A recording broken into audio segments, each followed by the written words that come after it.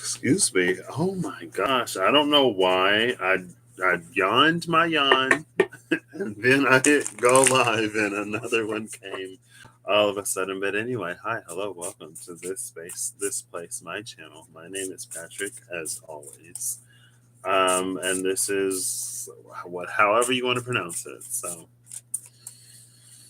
I had a solid idea of what I wanted to do. It's off based off of the chalk between dimensions. I have I wanted to do Virgo 75 degrees of Virgo. So I'm gonna do the last basically Virgo is the 10 of Pentacles before and after the 10 of Pentacles for the full 30 degrees. Eve! Hey, I had to watch your video back because I was listening to it while I was on the treadmill earlier. My voice feels like deeper and richer for some reason. I don't know. Anyway, um,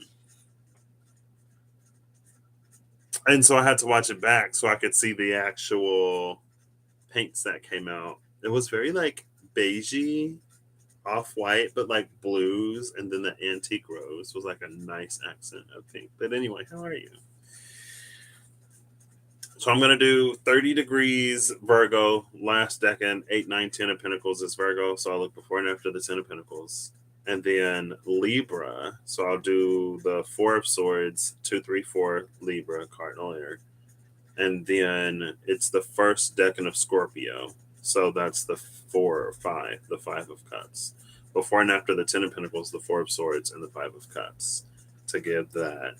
And then I also have the Gilded Reverie Lenormand. I'm going to pull before and after the tree because I thought it said Virgo, but it was actually wood, and trees are made out of wood. Would you say that trees are made out of wood like oceans are made out of water? Sure. I'm loving it. I honestly like hope to see more.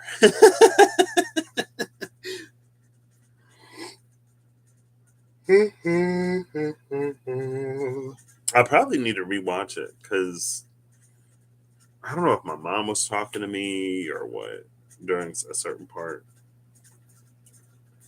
So I have the Antique Anatomy Tarot for that. Oh, who are you? The devil. Well, I have the Antique Anatomy Tarot for that. I could use the Angel and Occult Tarots. I had an idea of what I wanted to do for the two angels. Like I had the thought earlier, and I know I had settled on something, but I can't remember what it is. So that part, because I was gonna have those on the outside, the two angels on the outside, and then in the middle was gonna be the Virgo, Libra, Scorpio with the two paths that branch off there, and then I was gonna have the wood at the bottom, but I don't remember. Or was I going to use the Antique Anatomy on the sides? And then that's what I was going to do. I was going to use the Antique Anatomy on the sides and then the Gilded Lenormand, the Gilded Tarot Royale, because I don't have a lot of space. So I was going to put these in between, and then the Lenormand is like bigger than these, but okay. I don't know if I was originally going to use the Antique Anatomy because I had the thought to use that, and then I was like, these are smaller. I would have more space with these. Um, I don't remember what I was going to do for the angels. I guess I had the Angelarium Oracle of Emanations. I could also use the Angel Tarot and pull before and after the Star and Temperance.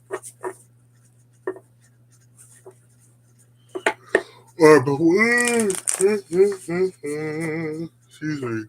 Or pull before and after Death and Temperance.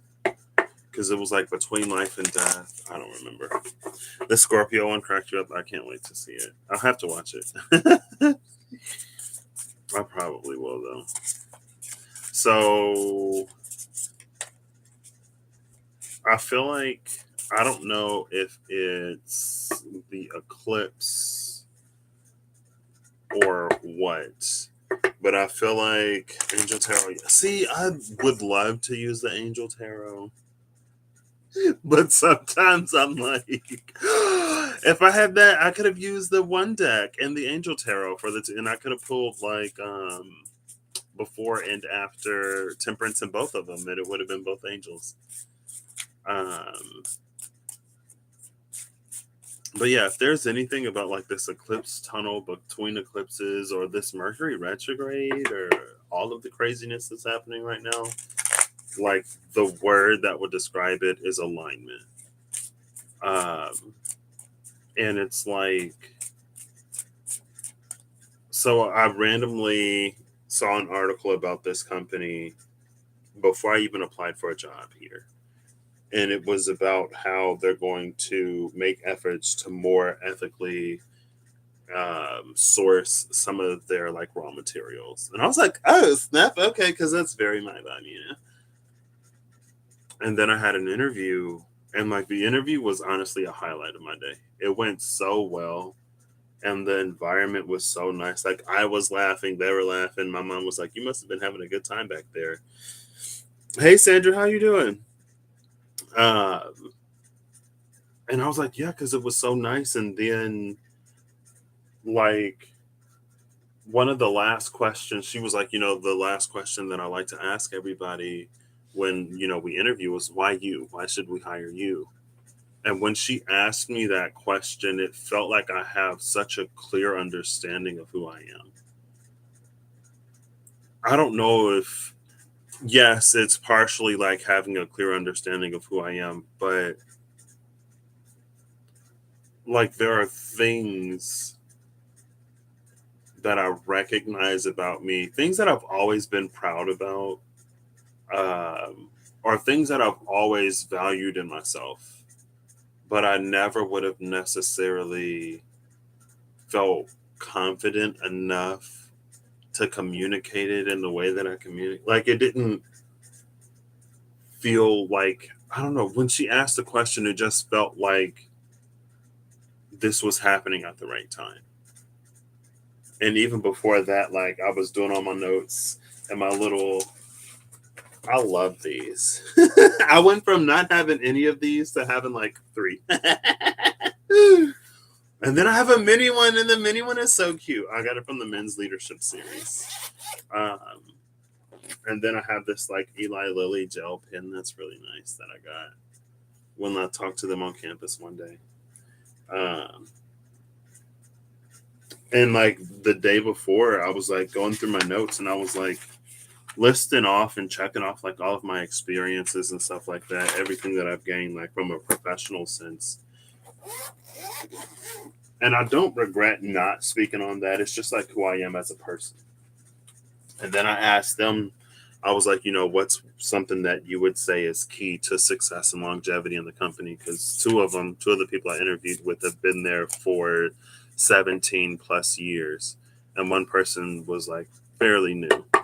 Um, and they were like relationship building, and then like taking a chance on yourself. And like, if someone else, recommends you for a position, even if you don't feel that you're fully ready, like go for it.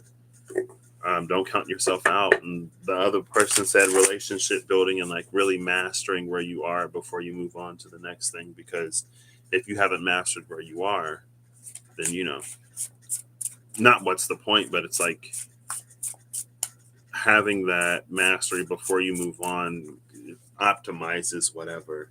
And then the newer person, she was like, I'll answer too. And I had a question for her. To not, I probably didn't ask it in a way to not make her feel singled out. But she also commented on like relationship building. And then I had a question for her of like, has there been a pleasant surprise for you?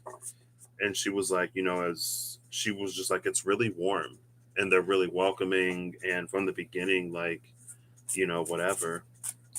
And one of the other people, she was like, yeah. She was like, even though I've been here for a while, like there are some places that aren't as welcoming to new people. And she was like, also, Like they're really invested in the success of their people. And I was asking about like other stuff, and it's like it's so perfectly what I want. It's so aligned to everything that I want. The environment like aligns to my values and like how I am and what I value in sort of like a working space and environment. And it's just like perfect. And I just like I honestly felt so good after that. And I'm like, yeah.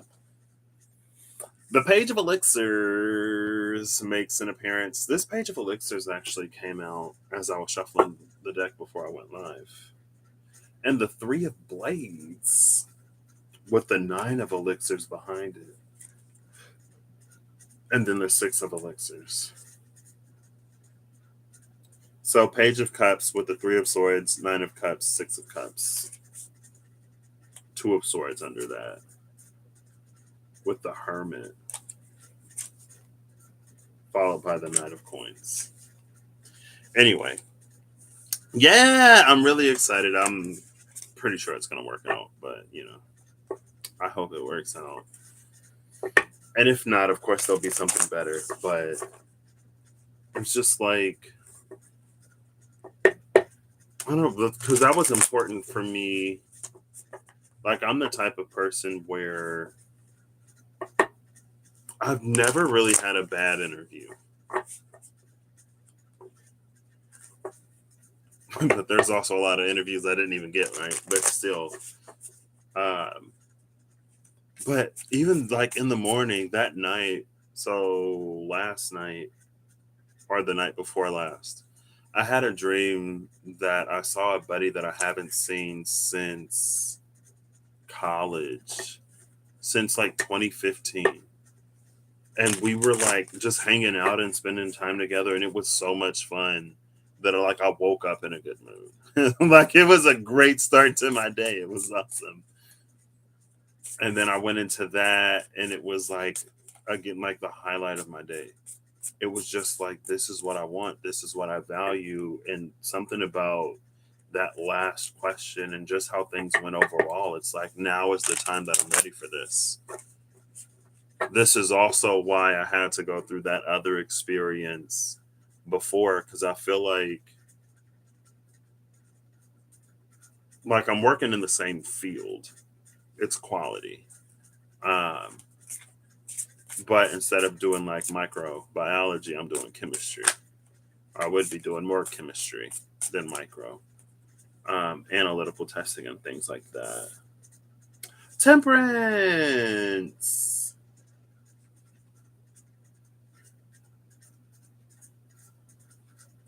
Am I looking for you?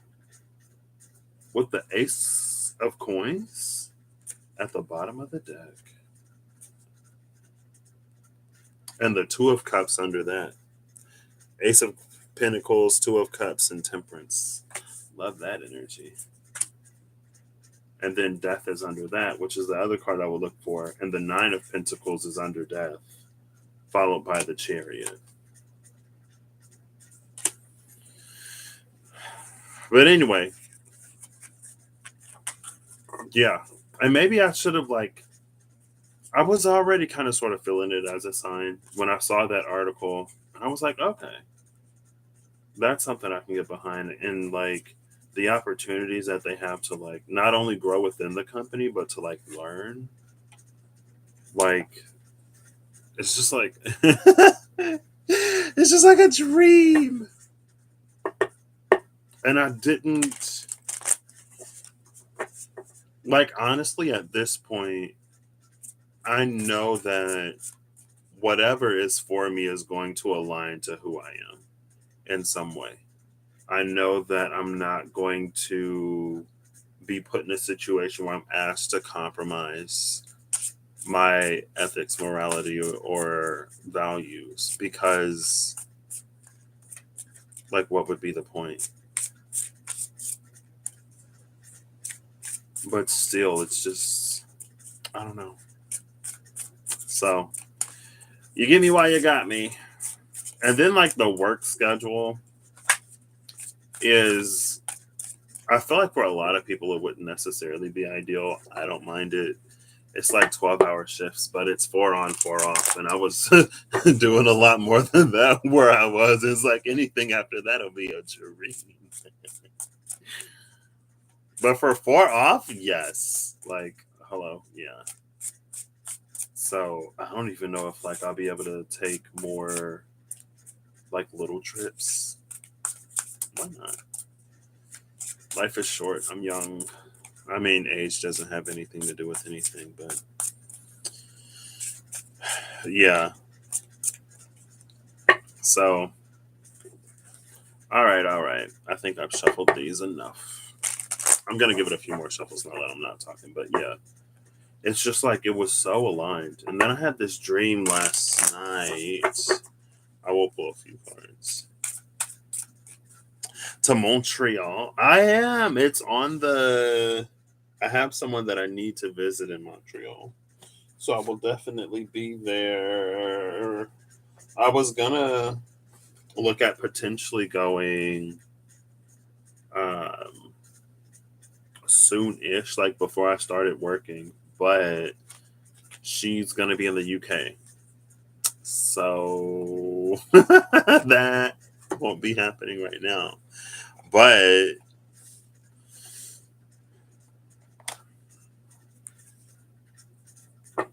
see, Eve, you want to get away from that Texas sun?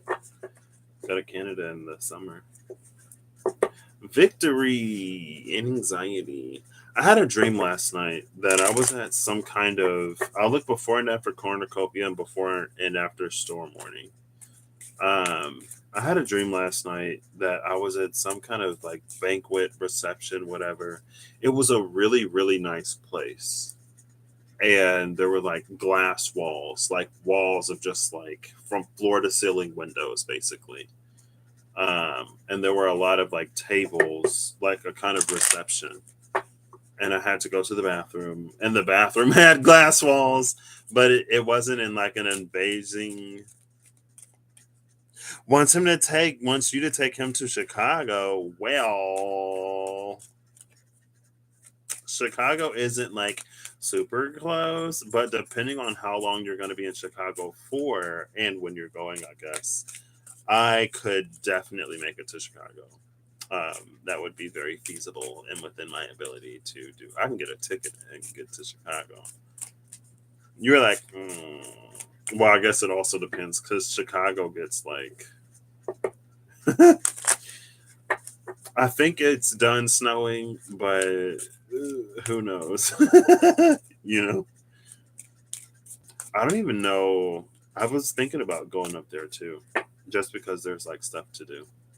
Either Chicago or Indy. Oh, not until fall. Yeah, yeah, that should work. Unless I don't know if I'm gonna be in the UK. No. So it's like August. I wanted to try to make it to the UK potentially because my friend is going to be getting married. But it's going to be like really small and like extremely low key. The ceremony is in January. But like I still wanted to be there if I could be there. But then he said that he's going to be in Montreal in October and wanted to know if I could make it then so I can meet up with them. So I might be in Montreal in October. I don't know what's happening. Anyway, so I'm going to the bathroom in this dream, and like the wall is made of glass, so I can see everybody, but it didn't feel like an invasion of privacy, and it didn't feel like whatever. Like I didn't feel exposed, and it was a big bathroom. Um, and then I see like wind whipping outside, like forming a funnel cloud. So it's like tornado and they were like, oh, it's a tornado warning, everybody like shelter in place. And I'm like, this entire place is glass. Even the bathroom is glass walls, like walls of windows, mirrors. There's not a solid wall anywhere. And so there was one, a childhood friend, I guess, somebody that I know. she was like, "Oh, like this is a bathroom, so like we shelter in here, right?" And I was like, "Typically, a bathroom is an interior space with, a window maybe, but not like a bunch of glass, and it's safer." But no, this bathroom isn't any safer than outside. And so I go out the bathroom and I look towards the back, and it's like it's further away from the window, and I can see like a bunch of people, like some under tables or whatever, and I just walk in the back. Um, and nothing happened. Like the storm passed, the storm cloud or the funnel cloud just like dissipated or it moved on. Like the tornado was really close, but it wasn't moving any closer. And then like it passed, and everyone just went back to eating or whatever, doing whatever they were doing before. So it was gorgeous. I know here, I ended up getting my mom a passport for her birthday. And the lady was like, it's probably going to take the full 8 weeks. They tell you usually like 6 to 8 weeks. But she was like, we're getting 10 to 15 requests a day just in our office here. And it's going on the 8th week, I think.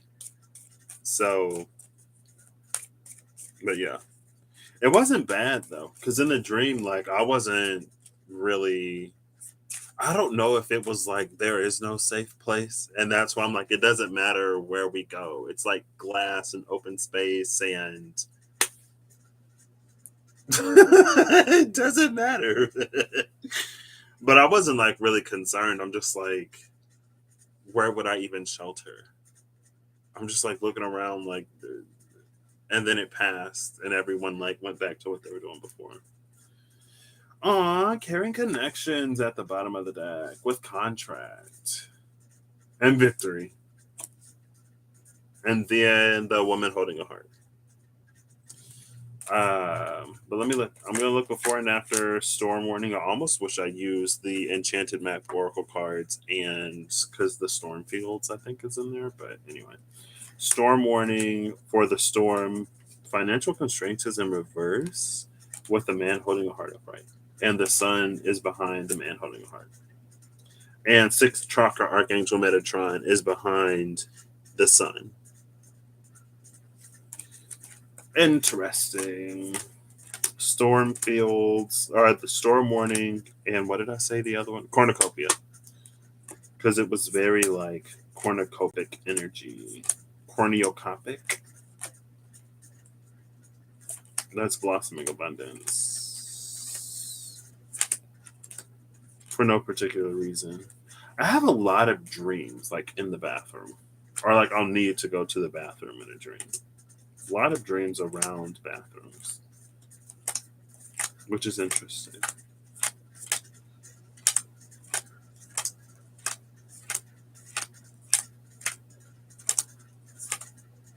I'm like, where is. Hello? Hold up. Oh, that was storm warning. I pulled storm warning out and then I kept looking for it. And I was like, that's the whole deck. I was supposed to look for cornucopia. Oof.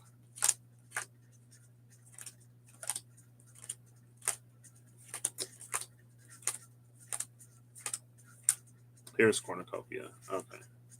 Oh, it's next to adjacent possibilities. And I looked at adjacent possibilities when it came out.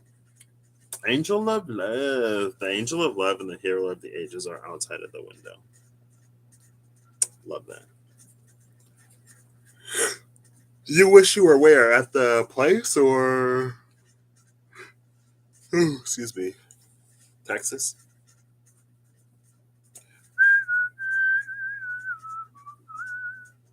Oh, Nepal. Naples. Naples. Okay. You had a glass bathroom dream in 2015. I've had a lot of like dreams of like trying to go to the bathroom, but it's like there are no walls. Or like it took a while until I had dreams where I was like in the bathroom and there were like walls to have some privacy. But then people would just like come in the door. just like walk in the door, and then there were like multiple doors, and I'm like, I'm trying to use the restroom. Can I please get a moment? Can I please get a moment? Can I pee in peace? Goodness. Oh, this is interesting. So, because of how I put the deck back together, the Healer of the Ages is at the bottom of the deck, and I set it right next to the Magician in the Mirror.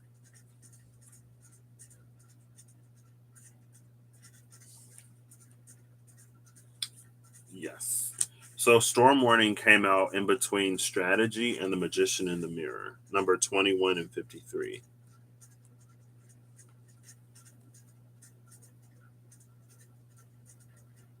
And then Cornucopia came out in between Adjacent Possibilities and Community. I think Caring Connections was at the bottom of the deck. So Adjacent Possibilities with Community. And then this was like the Banquet or whatever. And then Strategy and the Magician in the Mirror. Summer Death hasn't hit yet.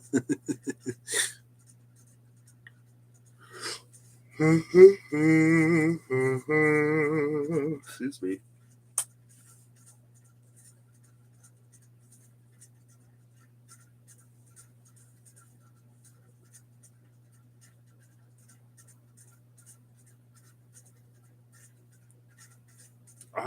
I'm always like, why am I doing this? This is not going to be a cohesive whatever. Like, this isn't going to be one thing. If that's what anyone's expecting, I mean, you're 20. I don't know if anyone's expecting that from me, especially from a video without a title. If there's a title before I get into the video, then there's a better chance that it'll be like one cohesive thing. Hey, David, how you doing today? If not, it's a grab bag. It's random. It's whatever it is. It is what it is, and it ain't gonna be what it ain't gonna be. Why are there like 5 cards face up? There must have been a lot of final cards. Um,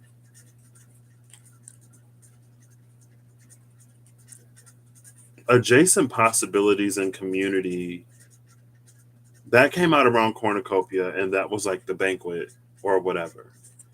It's interesting because it was a gathering of people, but it didn't feel like there was a specific thing. Like, it didn't feel like a birthday party or a celebration in particular, but there were like a lot of people in this really fancy space.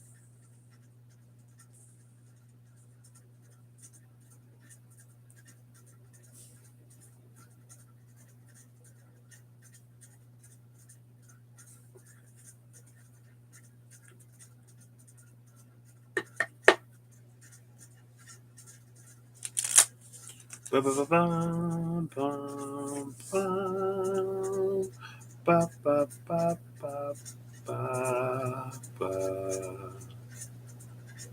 Ooh, is that a window on the floor or a door? I can't tell. Ba, ba, ba. Birdie! Excuse me. It's been a minute. How you doing, Bernie? I feel like I was just thinking about Amanda the other day too.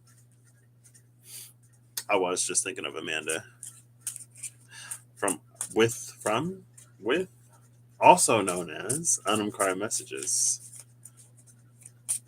Yeah, because it has to be. I'm assuming you're what? Because I know the UK is 6 hours ahead, so I don't know if you would be 5 or 6 as well. Probably 6 as well. I guess I'm just assuming, since Amanda's from Ireland, that you were also in the area. Looks like a door made from a window. Da da da da ba ba da da da ba ba. Me too. A window from a door. Oh, okay, yeah. There you go. Did you say that you had messaged her fairly recently-ish? I feel like it wasn't Kirsty, right? Or was it Kirsty? think it was you. I don't remember. What is memory? What is memory? Oh, yeah. So I forgot what I was doing for a second.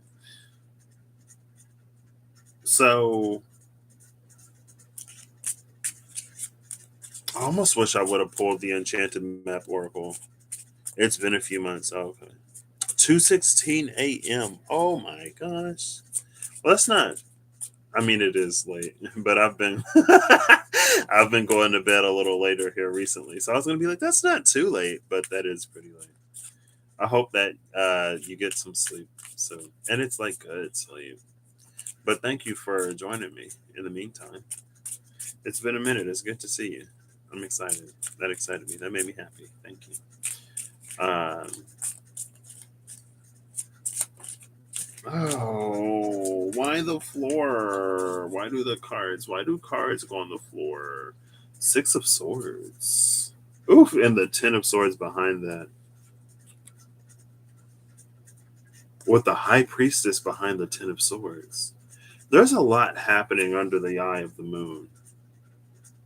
High Priestess, Ten of Swords, Six of Swords. It's almost like being spirited away.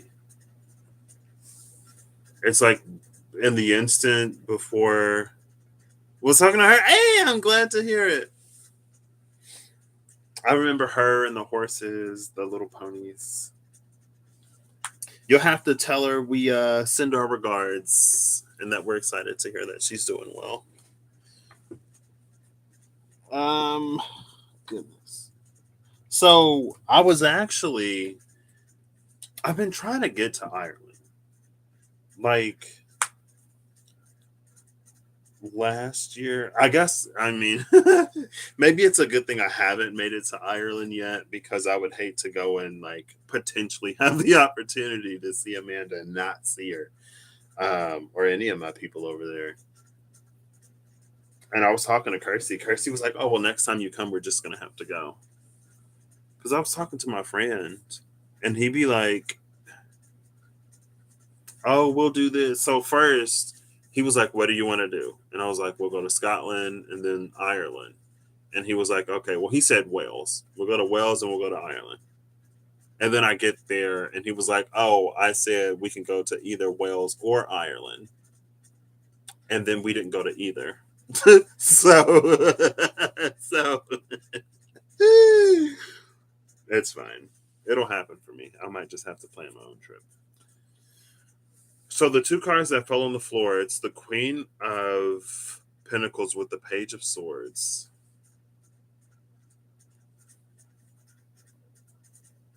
You can do anything if you try. I see the peacock. There's a deck. I can't remember. I think it's the Prime Muse Tarot, the Double Majors, and there's a white peacock on one of the cards. I don't remember. I just got so hungry. I don't know what I'm doing. Oh, I have to remember that. Actually, I am going to put that in a note right now so I don't forget. I'm going to text it to my friend because I'll remember. Um, I'll remember to search for Ireland. So I'll put it in the same message. Ireland, Hill of Time.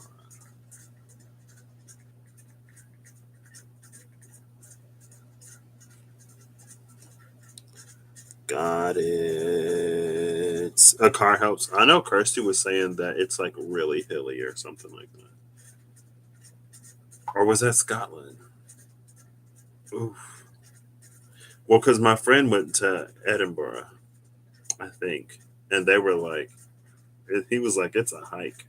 He was like, you would not have survived.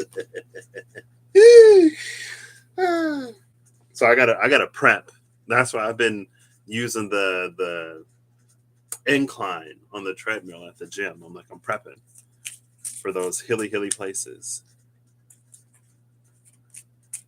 Oh,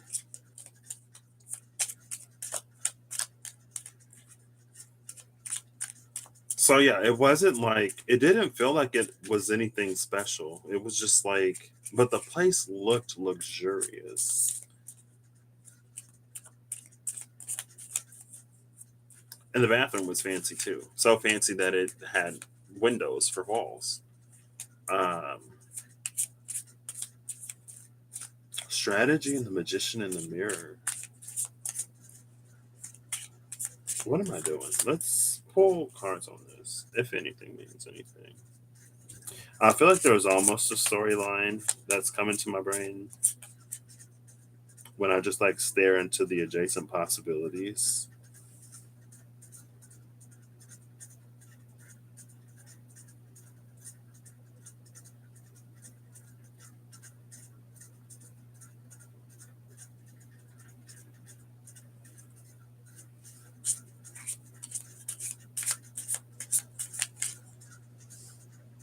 The Page of Swords again.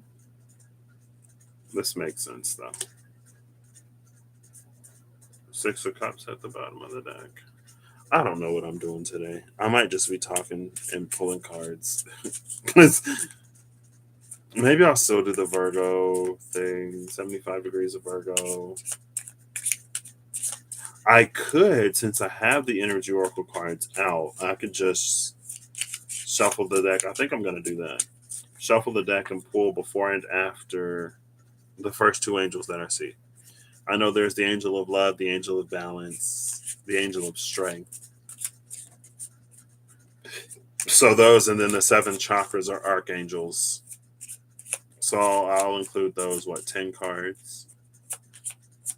And the first two I see will be the two angels being the pillars. And then I'll pull before and after the Ten of Pentacles, the Four of Swords, and the Five of Cups for Virgos. That's the third decan, the final decan of Virgo, the final decan of Libra, and then the first decan of Scorpio. Actually, it'd be 15. I did that wrong. It will be 15 degrees Scorpio, not 5 degrees Scorpio. So it'd be the second decan of Scorpio, which is the Six of Cups that keeps coming out. Because the Five of Cups is the first decan. Girl, stop falling on the floor. Ooh, the Hanged Man. With the Ace of Cups and the Page of Wands at the bottom of the deck.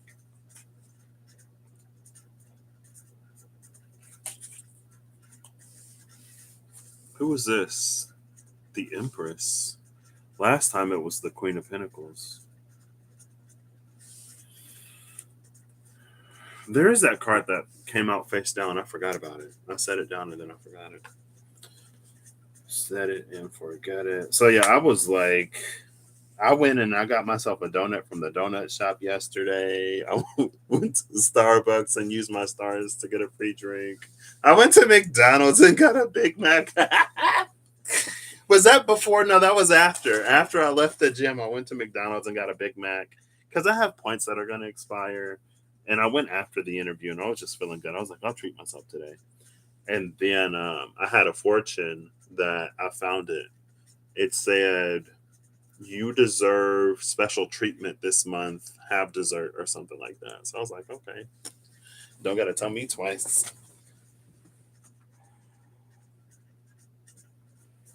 Okay, I know y'all fell on the floor.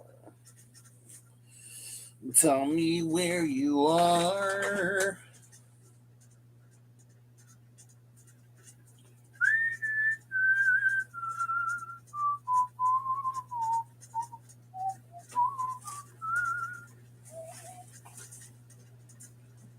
Just one look at you, and I knew that it was true.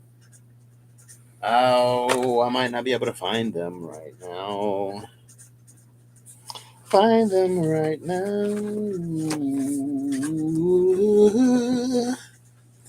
Pardon me. Oh. Who is this? Seven of Cups. But was there only one? No, not the Court.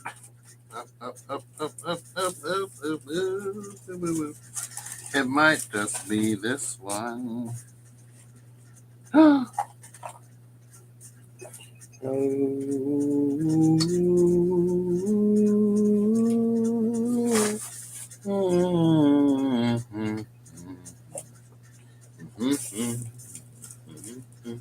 No. What was that? What was that? It's a letter.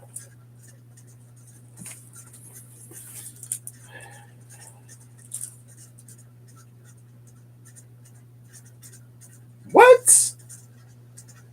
Hold up. Oh, okay. I was like, excuse me. That's all my W-2s and stuff. It was a letter that had my W-2s in it. I was like, this is my old employer. Excuse me? Don't work for you anymore. I am so grateful for the experience, honestly. It was amazing. It was spectacular. There's like actually quite a few people who are working at the place that I interviewed at who transferred from the place that I was working at before. Quite excited to see some of them again. Very excited actually to see a few of them again. In addition to everything else, I think this is it. So the Seven of Cups, the Empress, the card that the Five of Wands, Page of Swords, Five of Wands. Five of Wands came out face down under strategy. I'm just like, it's fine.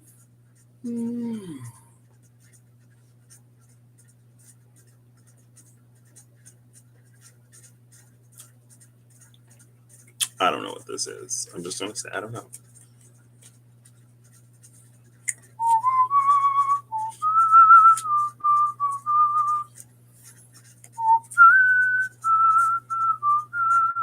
I have chips.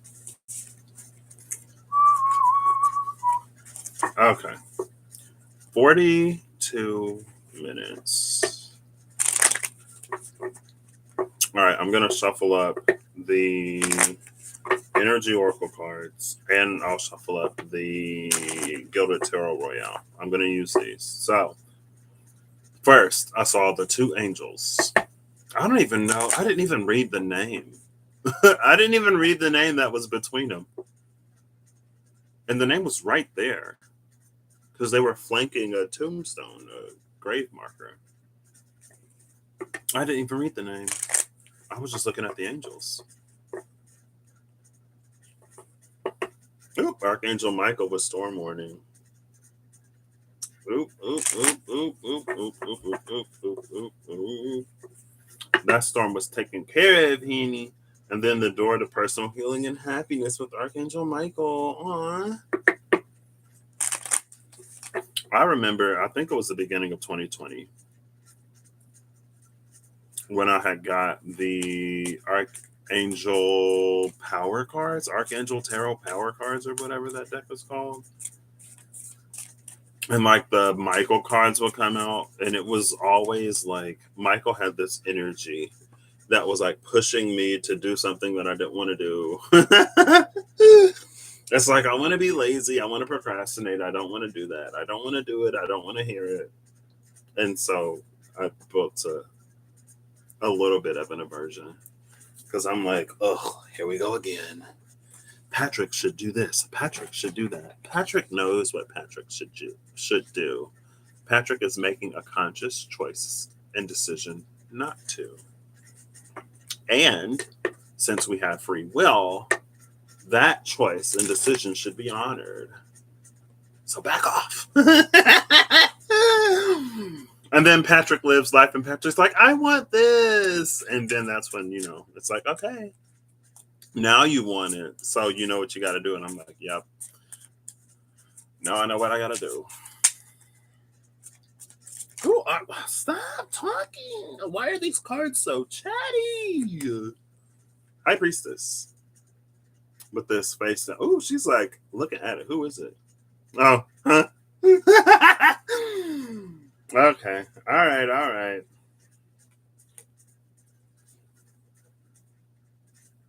High Priestess in the title card. I lived life. I found out. Michael wasn't wrong.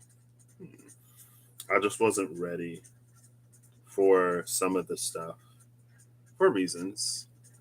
Um, and because of that, there were things that I experienced. I've been learning this lesson. It's interesting. Am I gonna put my? I guess I'm gonna put myself out there like that. I guess I'm gonna put myself out there. You know what? I need some alcohol. I need something that's bad for me. So I'm gonna drink this Diet Pepsi that nobody else wanted. This video is not sponsored, but my dad's like, um, "Does anybody want this Pepsi?" I was like, "I mean, if you're just gonna throw it away." I don't really drink carbonated beverages.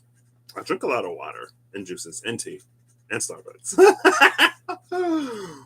But every now and then I'll get a craving for something carbonated, and I was like, I'll take them. But because of this, I wanna drink something that I anyway. Ooh, Pepsi makes me burpy.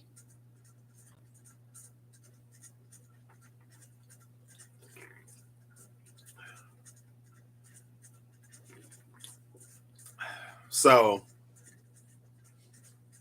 I have this tendency, had this tendency. There's this lesson that I've been, if I'm being real blunt, real honest, forced to learn, but not forced in a strong way. I'll say that alignment, the energy of alignment is strong in a way. I like to say that one of my gifts is connection. I like to say that my gift is connection. And by that, it's like part of it is resonance, part of it is um, simile, metaphor. Part of it is like noticing these really obscure thread thin lines that connect two things together that some people would say there's like no connection, but I'm like, oh yeah, I see it. To draw metaphors and parallels and stuff like that. So sometimes it's like, and it's funny because I got a reading from somebody and he mentioned like psychic hearing. And I was like, yeah, which is funny because, I've noticed that like sometimes if I'm listening to music like really loud, I'll like hear stuff. Sometimes I just hear stuff. Like I used to hear my mom or whoever like call my name. I think that's a fairly familiar or a fairly common phenomenon. Like when you hear someone call your name, but nobody called your name, nobody's there. And back in the day, my mom would be like, "Oh, that must be the Lord trying to get your attention, or your angels trying to get your attention, or something." Excuse me. I see. I told you it made me burpy. Um, I feel like I need a cozy so I can drink stuff on screen and because I can't blur it out. I don't have the technology. Oh, my camera will do it for me. um, and I remember, like when I was younger, especially, sometimes my mom would say something, and because I remember one time in particular, she was like, "Guess who? Whatever. Guess who wants your help with whatever?" And I was like, "Who? This person?" And she was like, "How did you know?" And I was like, "Because you just said it." Like I heard her say the person's name instead of just being like, "Guess who?" Blah blah blah blah blah. I heard her name, and my mom was like, "How'd you know it was her?" I was like, "Because you just said it." And I was like, I've been through. I served my time. I served my time, and I had an experience that I am not trying to have again. So it is a fat no from me. In hindsight, could I have done it? Potentially, but hindsight is 2020, and the past is in the past. What happened happened. There have been other times too when it's just like I don't know. It plays into like whatever my clear is. Sometimes like hearing clear audience, I guess. Clear audience mixed with a little bit of clear cognizance or clear sentience or whatever people call it. Anyway, I have a gift of connection. I say that. And so sometimes, like, even if I'm just like talking to somebody, it's like the more time I spend, the more time my mind and an extension of me spends in a certain on a certain topic, the more I can just like fill into it.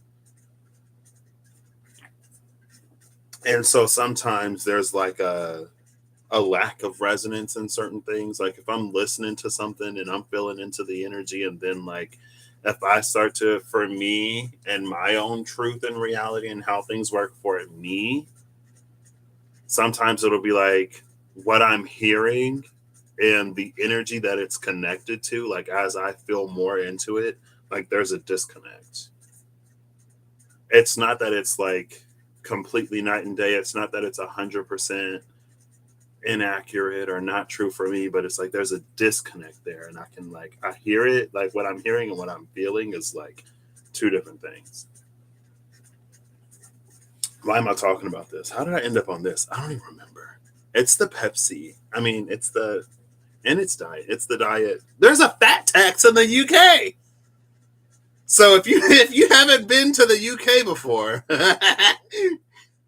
and you're expecting to get a regular Pepsi or a regular Coke or a regular Mountain Dew, be surprised to only see diet, diet, diet, diet, zero on the menu. Just preparing you for that.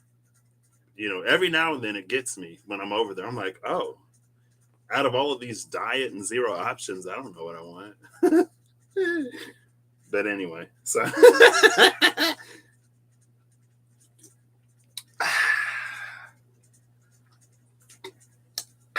woo. Oh, excuse me. Excuse me. Excuse me. So, what am I talking about?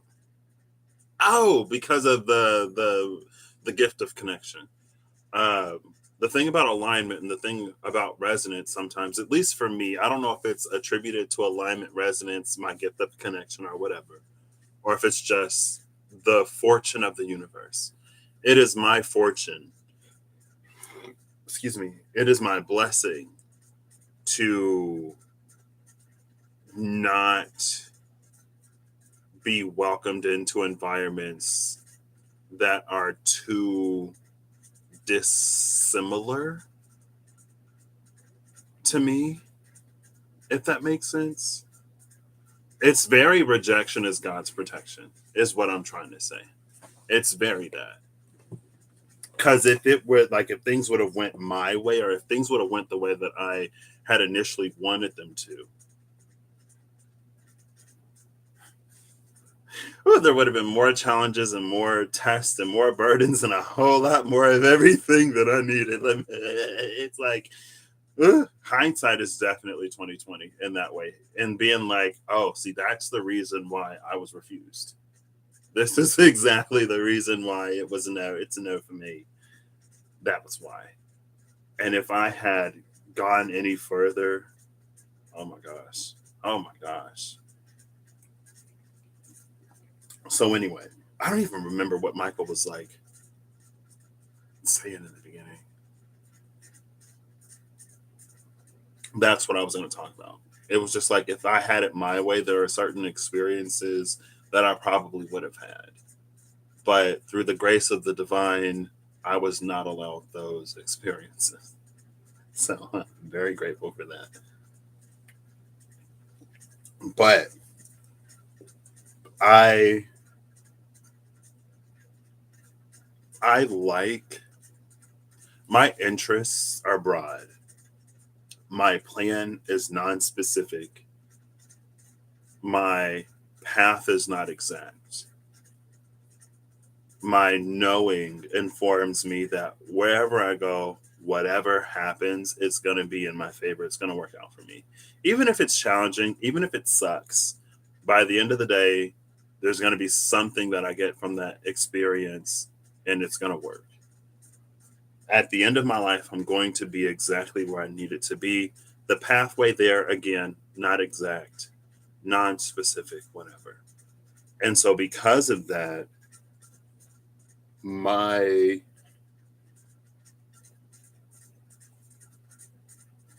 now moment and immediate future has always been very nebulous and ambiguous and undefined. And so it's like, I feel like it was like easy for me to get swayed one way or another and to never quite fully consider like what I want for me or what I want to do next. It's always been like I'm open. Like whatever happens, happens. And not to say that it's drastically different, but one of the things that I've been constantly put in a position to do is to consider what I want for me without respect to anybody or anything else. And so with this opportunity, and I guess again, like hindsight being 2020 and hearing the things that I'm hearing now, it's like it's a good thing that what I originally wanted, I didn't get. And again, it's not to say that things wouldn't have turned out differently because I would have been there. So it wouldn't have been exactly the same. But how much of an effect would one person have had when that one person is me? A lot, because of resonance. But it's like, anyway. And so with this opportunity, again, like I saw the article, it's a company that I've wanted to work for a while. There was a point in time where it was like a convenient answer.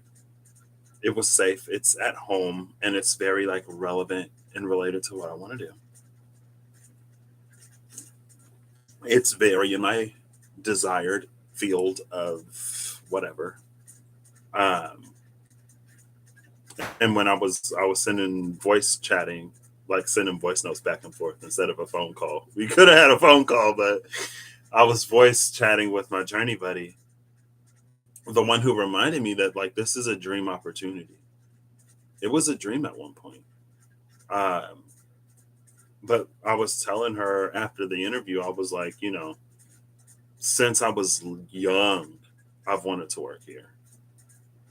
And so, in that, and this Mercury retrograde, and this eclipse tunnel, and the astrology that's happening, transiting globally, and within my own personal inner workings and alchemy's process or whatever, my own growth journey, I end up on the thing that I wanted to do. And through the course of the interview, I find out how aligned to me it is. My interests, the way that I go about doing things, the things that I value in a workplace, the things that I value in people, and that I value. It's like there are things that I value about people, but there are things that I guess it's like it's an alignment of values. Like if we value the same things, and it's not always valuing the same things. Um, but it's like there are certain things that I can appreciate about people like that other people value, if that makes sense. Because there are certain things that are like, there are things that I have, I don't want to say a low value in. There are things that I value that I don't invest a lot of my own personal energy, effort, and time into. Excuse me, right? There are things for me that are like, yes, this is important and it should be done in a way that is fair and just and equitable and stuff like that. But I'm not necessarily like there are other things that I'm more personally sort of like invested in. But when I find someone else who is like very invested in that, then I value that, right? Because that's someone who is more committed to seeing something while other, like we all have a part, we all have a piece, we all have a role. and we can. I can't do everything. I'm not going to speak for anybody else. I can't do everything. And so I value those who can do the things that I would like to see done that I can't do. Is what I'm trying to say, I guess, in a way. So anyway, I land on the thing that I wanted. And it's not the thing. I think at the same time too, I've been noticing that. So it was like the Thursday, I left on a Saturday or Sunday, one of the last few days I was in the UK. And I had that 2 hour conversation with my friend bashing me for being a Pisces.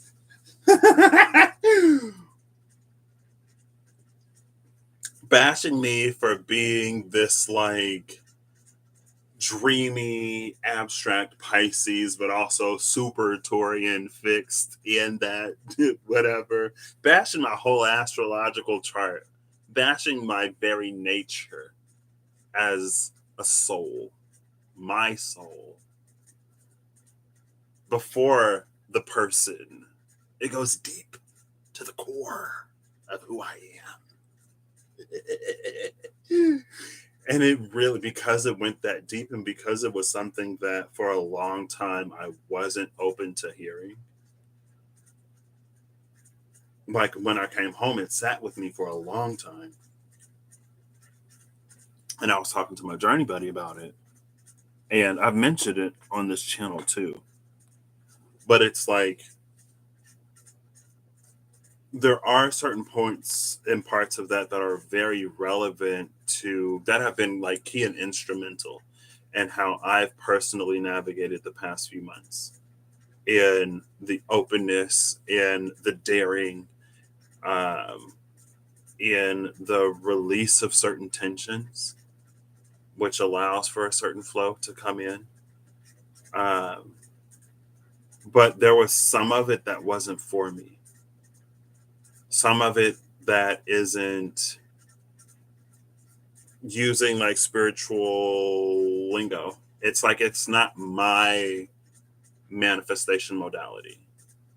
And by that I mean like it's not how I personally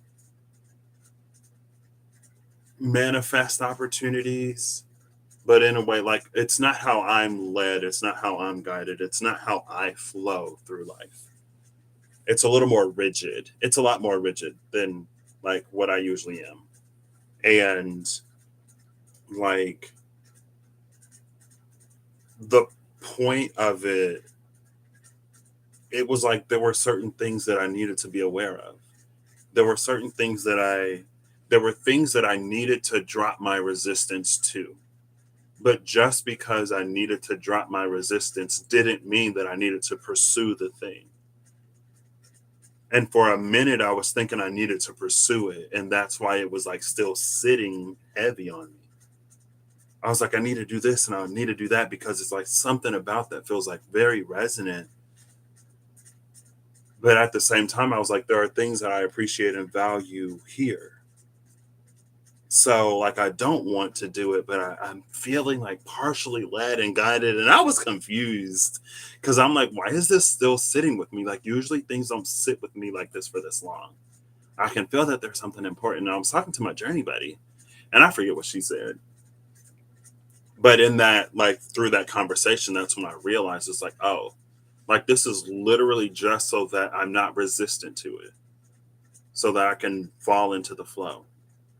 Because when I have these fixed areas, it's like it's these energetic, it's like an energetic coding that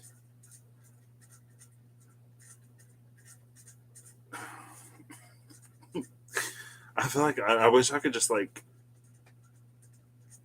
project an image from my brain, and I wish we could just like telepathy this. It'd be easier. And you'd get it. It's like in life, sometimes, in my case in particular, all of this is me, right? It's like, so let's say my friend is like, you should apply for major cities. That's something that he said. he was like, you should look at major cities and like this place and that place. And even if you don't think whatever, like you should just apply for it anyway. And you should submit as many as you can because, the odds and the chance, like this is what the odds are. And so if it's a 20% chance that you get an interview and you apply for 100 companies and like you'll get 20 interviews. And from that 20% that you interview, you'll get this percentage and that percentage. And it's like, so anything and everything, millions and billions. And I was like, okay. And I'm like, usually I flow to opportunity. I like that, like this. I was minding my business, eating Cheetos in my bed, watching anime, playing video games live. And something was just like, go look and see it. Just go look at their postings right now. Get on the computer. I know you're whatever. You can use your phone. We got to make everything convenient for Patrick. If it's too much effort, he won't do it. So I pull out my phone. Maybe not this. I'll go there with Scorpio. I'll be there for 0.5 seconds and then I'll shut it off. I'm like, okay, I've seen enough. Thanks. Bye. Hey, look, Scorpio, good chat. Good chat. This is why we communicate as frequently as we do. This is exactly why. So I get on my phone and I'm looking at the positions and I'm like, oh, okay. Why not? Or it's like, I like before, it was sitting on me heavy to just like, get on Indeed. At least have somewhat of a presence. And I was procrastinating, looking at other things, not really doing it. And then I uploaded my resume, didn't even complete my profile. And then I get an email a few days later that's, hey, like there's this opportunity. And that's how I got my last job. Right. And for as challenging as it was also like it wasn't all bad. There were some great points to it. And it's actually because of that I'm in as good of a position as I am now. But like, that's my process. My process isn't like do a billion different things. Their secrets are secrets. Scorpios are, I don't know. They like their secrets, but it's like if you really listen to a Scorpio, like they'll tell you what it is. It may be under layers of thinly veiled reverse psychology and projection, maybe sometimes, but if you listen to Scorpio, you'll know. Anyway, I don't know. Who knows? What do I know? But don't let them know that you know, because then they're like, well, who told you? How did you find out? You did.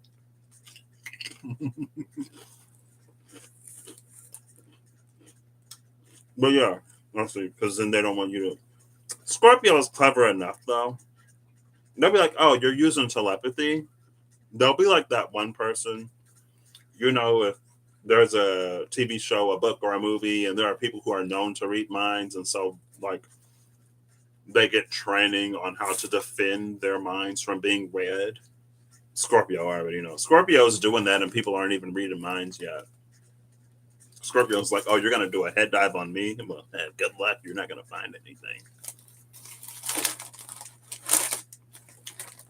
But when you're at the depths and you try to hide something, you probably hide it at the surface.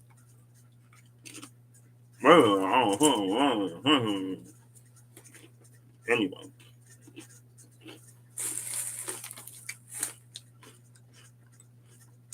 Hey, Holly, how you doing? No one listens, though.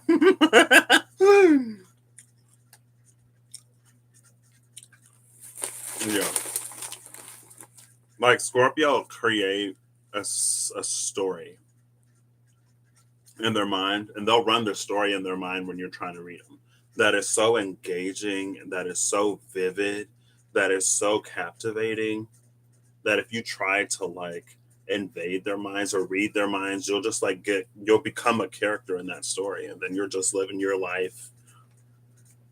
And then Scorpio's like just going about their day. And then you exit the head dive and you're like, whoa. I lived a whole nother life. And Scorpio's head.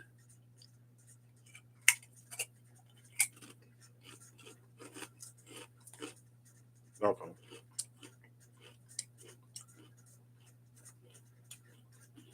So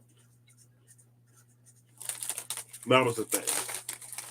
For me, though, it was just like, I'm open. There isn't any specific thing that I want to do. There isn't any specific place that I need to be. But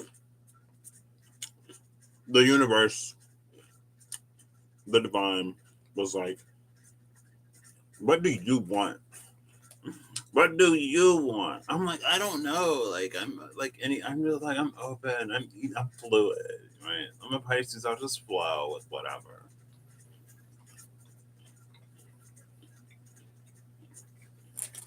Who's at the bottom of the deck? Oh, is that the Emperor? The Emperor.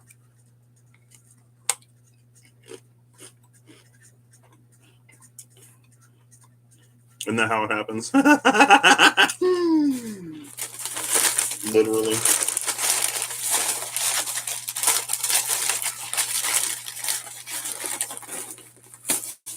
So I live life. I find out. I learn until I reach the point where there's something that either I really like or something that I don't like at all. And when that moment happens, that's when Patrick is like, okay, I have decided. I've made a decision. Emperor. This is what I'm going to do. And then it's like at that point, the energy has a destination to flow to. The coding. That's what I was. Yeah. So it was like with all of those things, like apply, like do this. This is how you want to do it. This is where you want to apply. Blah blah blah blah blah. It's like on the 3D level, those were like destinations. Those were specific things. But in the abstracted whatever, it's like there isn't a specific energetic whatever. Like if there's the energy of a place, or if there's an energy of like a person, or the energy of a whatever, because different things have energy.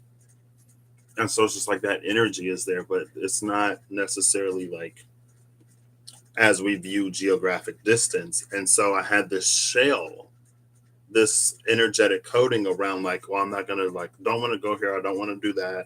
I don't want to do anything that's too scary. I want to stay close to home where it's safe. And in like being open to like going here and doing all of this and all of this stuff that's not really for me to do, and dropping my resistance, it lowered that energetic coding. It's like it ate through the energetic coding. So now I'm like open to the flow of whatever. And now that I'm open, again, it's like energy attracts energy. And so the energy of the thing that I want is like here. But it's not almost like dimension hopping. Sure, why not? That's the crazy thing about the present moment, though. There is no time that is stagnant. Even the now moment is super fluid. Because one thing happens and you have a completely different experience. It all exists simultaneously. Anyway. I think that was a lot of it. And yeah, I should pull the Archangel power cards. Why did I even. I don't think I timestamped. It's a good thing I didn't timestamp. I can't even shuffle the cards without cards falling. It's like there are so many times I shuffle cards in. Oh, Eight of Swords at the bottom of the deck. I want to eat more chips, but I don't want to. I want to eat and I want to talk, but it's rude for me to talk with my mouth full. And if I'm talking, I'm not chewing. The Hanged Man and the Ace of Cups. See, it's this with the Eight of Swords at the bottom. Not even open to it. Can't even see it. Does she have it? It might be the 9 or the 10 of Swords in this deck. Or another deck. There's a deck where like there's a bubble around the person. And it's like, look at all this gorgeousness, but I couldn't see it. Um, and I could tell that that's something that the universe was asking from me. And so for me, it became about, or it has become about maybe it's Virgo. Night Eve, what time is it? Oh, it has been like an hour 15. Oof, it's 9 o'clock. I was like, I'm not gonna be live until 9. I'm probably not gonna do. I'll do the Virgo thing tomorrow. 75 Virgo because it's already yeah, it's already late. So, Miss Libra, where's Libra? Um, so it's energetic Virgoing. What's the Virgoing? What's that word? Compartmentalization. That's the word I was looking for. Maybe it's like energetic compartmentalization, where it's not that things are necessarily separate because they're not, and everything ties together, of course. Um,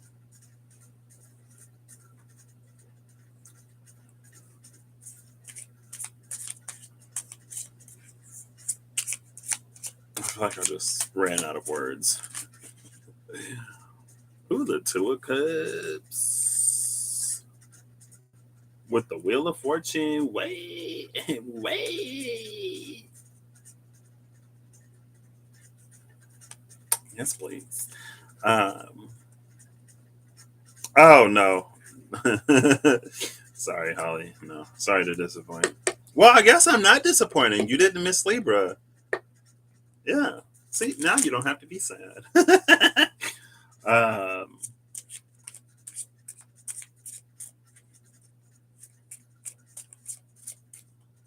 yeah, I don't know. It's like I can go anywhere. I could do anything. I'll sprout wherever I'm planted.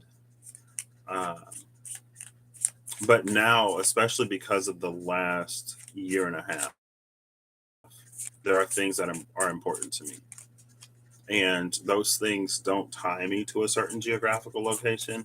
Also, there were things that I was supposed to do. I was supposed to be really smart, really, really, really smart with my money.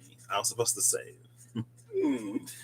I made it all the way until like a few months before the plant closed to be like, oh my gosh, I was supposed to save money. Where does all my money go? Food. Eating out way too much back then, especially. Way too much. Well, that's not all my money. Um, oh, the title card again with the magician at the bottom of the deck and the wheel of fortune behind the magician, 1 and 10.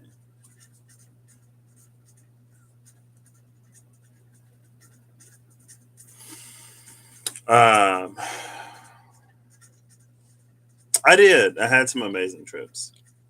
Thank you. I appreciate it. It was like honestly, it went so well. It was the highlight of my day yesterday. I had a good dream. So I woke up in a good mood. That happened in the middle of the day, so I just continued it. I got to get like fast food and Starbucks, and so yesterday was just a great day. And then at night, I got to talk to my journey buddy through exchanging voice notes. It was a solid day, but even before she said it, it was just like there's just such an alignment now. But the alignment that I found myself in, the specific alignment that I found myself in, it's only possible because of the obstacles and because of the resistances. I was going to say restrictions, because of the obstacles and restrictions slash resistances I that I allowed to be, and ones that were of my own making. Like if any of that were still present again, and it's something that I've been so cognizant of within the past few weeks, of if that growth didn't happen, if those challenges didn't present themselves, And like, of course, I have to, like, a little bit, because I am the person who made the decision to face those things rather than to continue to allow what used to block me in the past to continue to block me. Because I still remember how visceral and how old that woo, in November, that fear I felt was real. I was like, I hadn't been triggered like that in literally years, since my darkest night, like 4 years prior. Because that was October 2018. That was November 2022. No, that was 2021. Because then we went into 2022. So 3 years. I hadn't been triggered like that in 3 years. I was ready to run away and abandon it all. But it's because I stayed, and because I made that choice and decision, because I've had the support as well. Like, support matters. So thank you all for being here with me through it.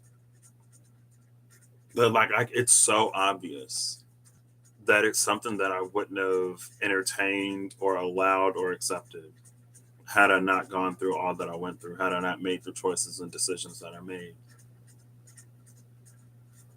And again, it was something about that last question that she asked. Well, I was like, I am now aligned to this, because now I know. And I know it, rather than just like, because I think I've had a knowing, or there have been points in my life where I've had a knowing, but since I wasn't operating on that knowing,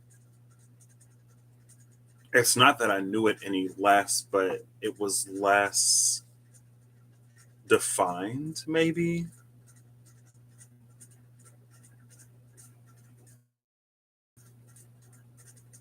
But it's like, oh no, I know it, and I backed it because I had to.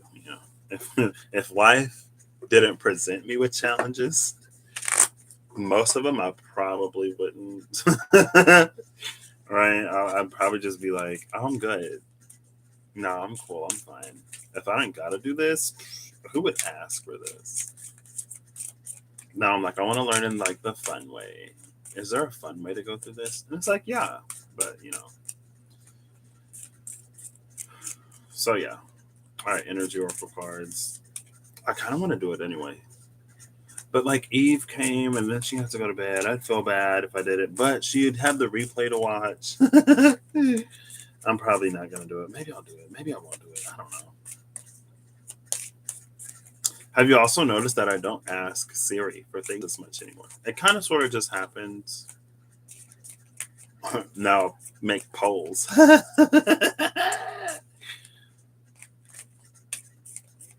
But yeah, it's a new era. It's my post. It's first post Saturn return too. So Saturn is officially outside of the sign that it was in for me. I'm a Saturn in Aquarius. It's officially in Pisces. We're officially moving forward. But at the same time, Vedically, oh, here he is. See, first chakra, Archangel Michael. I thought a card flipped over in the deck, but as I kept shuffling, I didn't see it. And then I was like, I caught a flash of it. Let me look through Archangel Michael, first chakra. Who's at the bottom of the deck? The broken heart. Oh, with attachment and the angel of love behind it. I've had a dream. I had a dream a while ago. There was this city. I call it the city of dreams. And it was a period of time in my life that wasn't extremely extensive, but I would dream like multiple parts of that city, to the point where I went like semi lucid in a few of the dreams. But it happened to the point often enough where it was like, if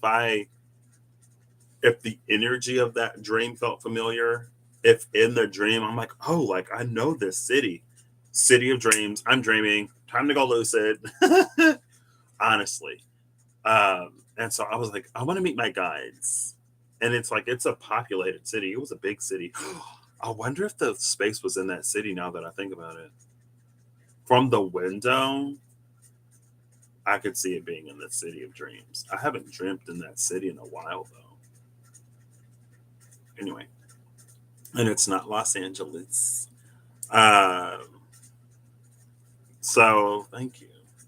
I remember one time I was like, I want to meet my guides. And it was one of those, like, in that dream. So what ended up happening is there were a lot of people who were walking around. Somebody got a text. Like, he pulled out his phone and he was looking at it, and I don't like, I can kind of sort of semi remember his face, but not really at this point. It's been a while, girl. I ain't seen you in a hot minute. But if I saw him in real life, maybe I'd recognize him. That'd be wild. Um, but there was somebody who got like a message on his phone and he didn't know. He was like, he looked visibly confused. I was like, "Oh, did you just get a message that you're supposed to take somebody somewhere?" And he was like, "Yeah." I was like, "That's me. You're supposed to take me to meet my guides." And he's like, "I don't know where your guides are." And I was like, "All you got to do is go where you're led, and we'll go there together." And so he did. And I ended up walking into what was like almost like a restaurant, and it had a lot of like circle tables. And I walked in, and over to the right, there were two tables that were like next to each other, and both had a single seat. And I could tell that one of those two tables I was supposed to go to. And then some lady that I promise you, she looked like the angel of love. She was a lady with red hair. But when I see the angel of love, sometimes it makes me think of her. I can almost remember her face too. I had her face down for a hot minute. Um, and she was like, "Hey, like, I'm right here." I was like, "Oh, cool." So, like, I sat down. I'm like, "Hey, like, like, what's your deal?" She was like, "Well, this is my name. I'm in charge of, like," I think she was like, "your self confidence and stuff like that." And I was like, "Oh, so you must have a pretty easy job because, like, I'm not walking around thinking I'm the greatest thing alive, but my self esteem is healthy." And she's like, "Yeah, it's not too bad. But recently I've been assigned to like help you with this and with that." And I was like, "Oh, so you went from having the easiest job out of all my guys to the most difficult." um,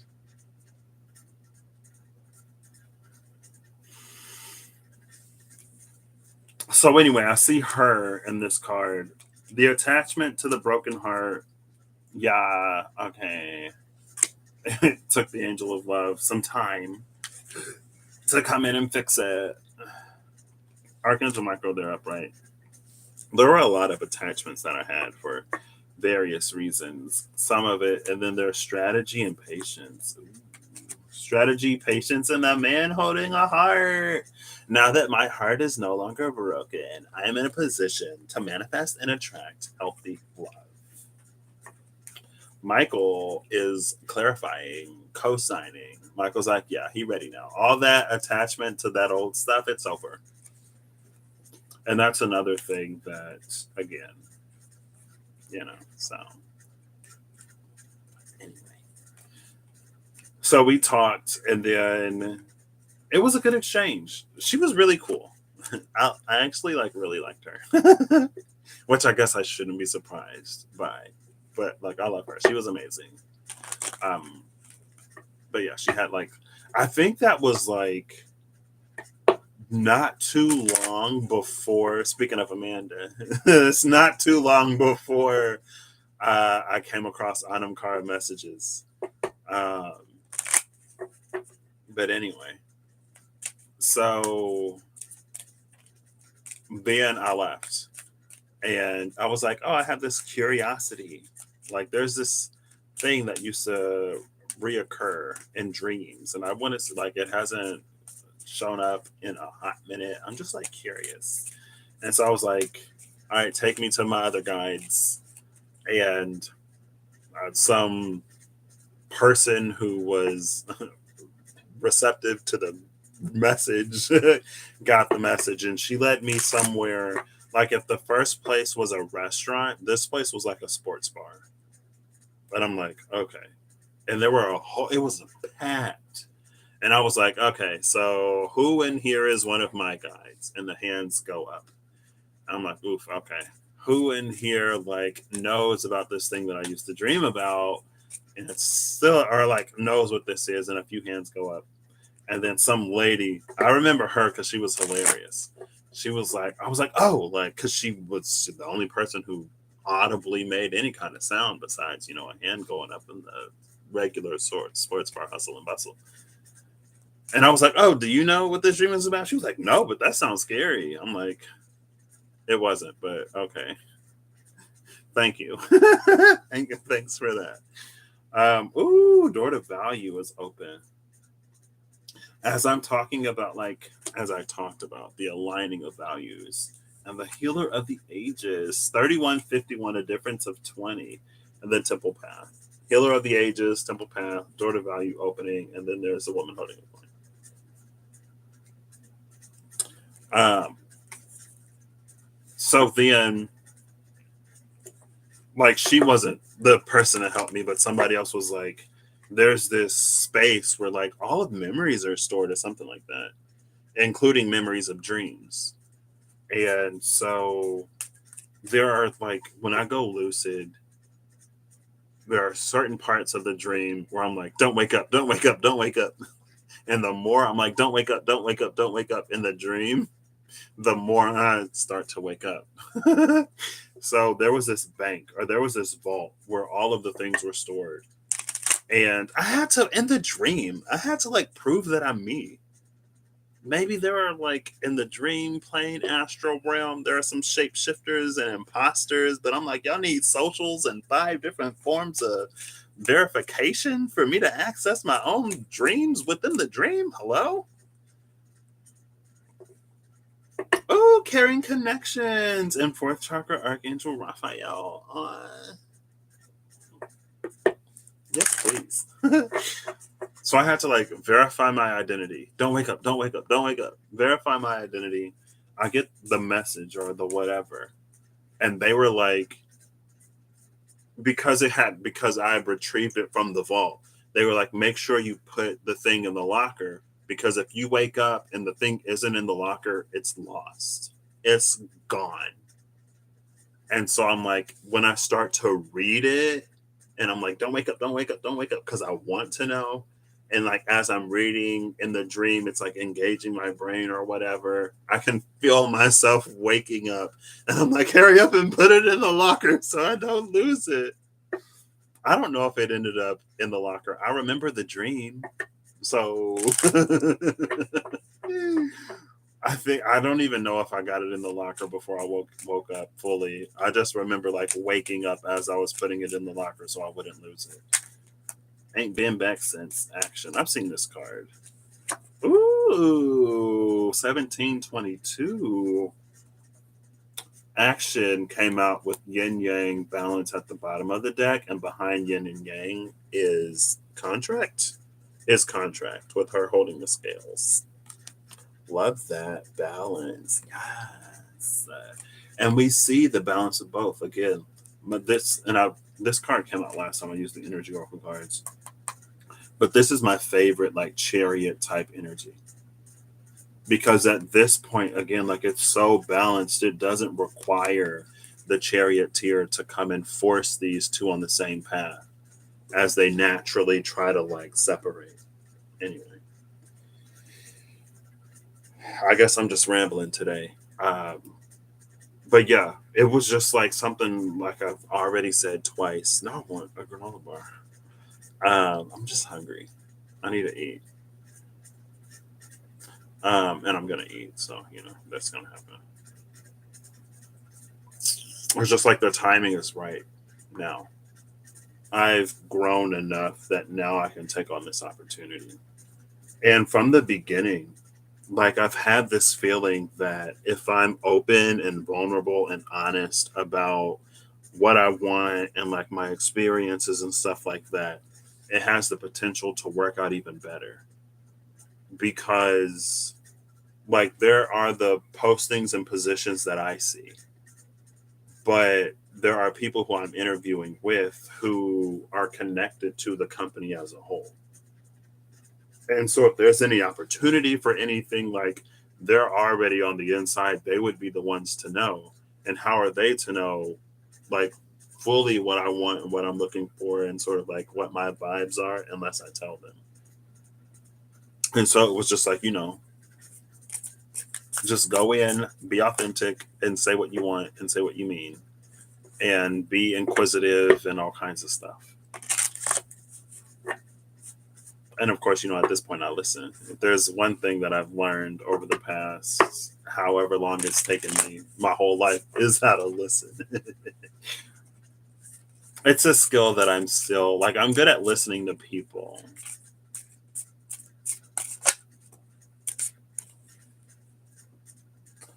The Queen of Coins with the Ace of Coins at the bottom of the deck. Who's behind the Ace of Coins? The Seven of Swords.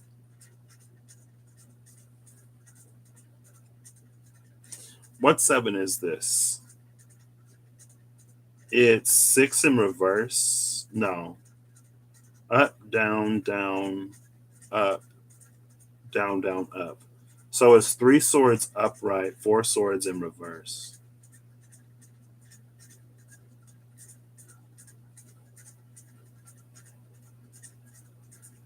And then there are these black and white flowers. Some of the white flowers, some of the black flowers aren't either. Some of them are still buds.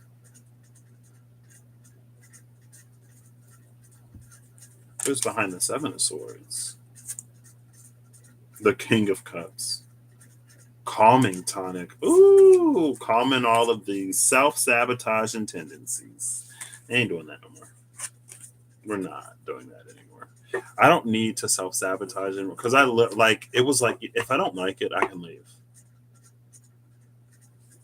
If I'm not a fit, then I'll be let go. I don't have to freak out so much on the front end that I don't even try. Because again, if I can't do it, I can quit. If I don't like it, I can quit. I can leave. If I'm not good enough, I'll get fired. Not to say that I will, but it's like, if the worst is the outcome, then that outcome will come to pass. I don't have to not even try to take this opportunity out of fear that that might happen.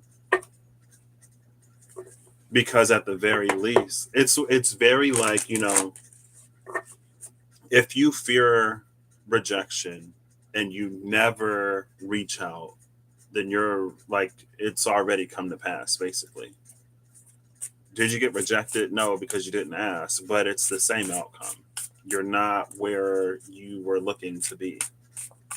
At least if you reach out, there's a chance that it might be better. And for me, it was about, I've always feared acceptance more than rejection, though. Honestly. Because I'm like, if I get rejected, my life doesn't change. You know what I mean? Things are already sucky if I get rejected, whatever. But it was like, but for a long time, there were so many things that I just wasn't ready for. And I knew I wasn't ready for it, but the heart wants what the heart wants. I couldn't stop myself from desiring the things that I desired. So I was just like, I'm ready for the rejection, please. I want to get over these feelings. I want to get over this, whatever. Hope hurts. It's a burden. It weighs heavy on my chest. Let me get back to my misery. And so the worst case scenario was like, no. How about a little bit of joy? Like, you do the hissing and you recoil. That was me, at least. But like I've said on here before, like, happiness used to be one of my. I remember when I went to depression group and they're like, let's talk about our triggers. And I was like, happiness. And they were like, whoa.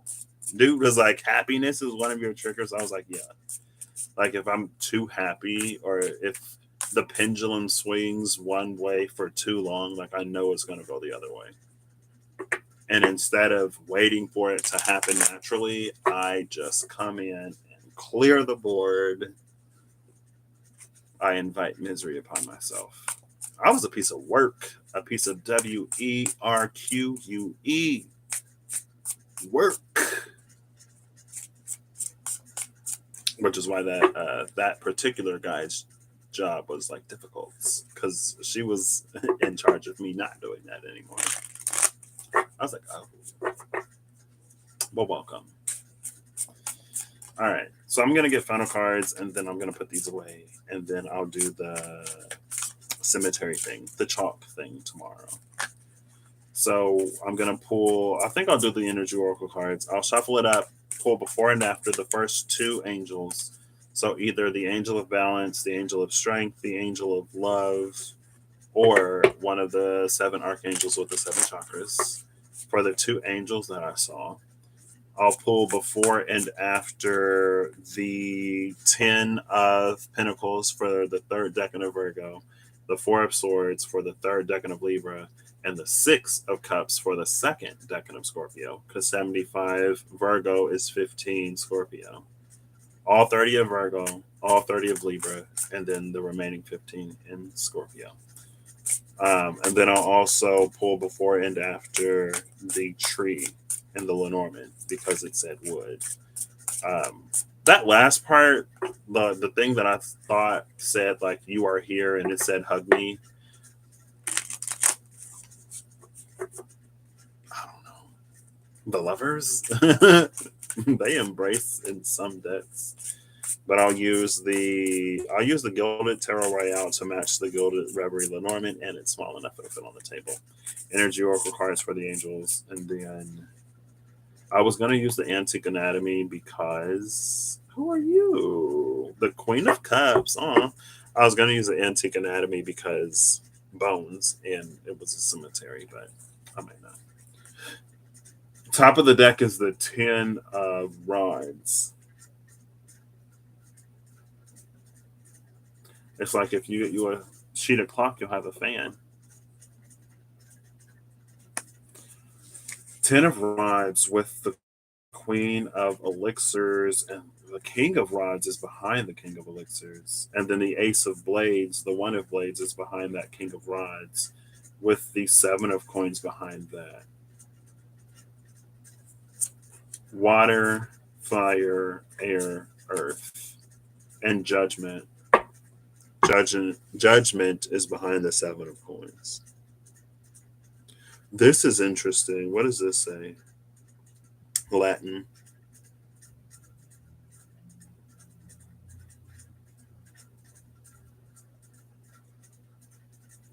Via necessitas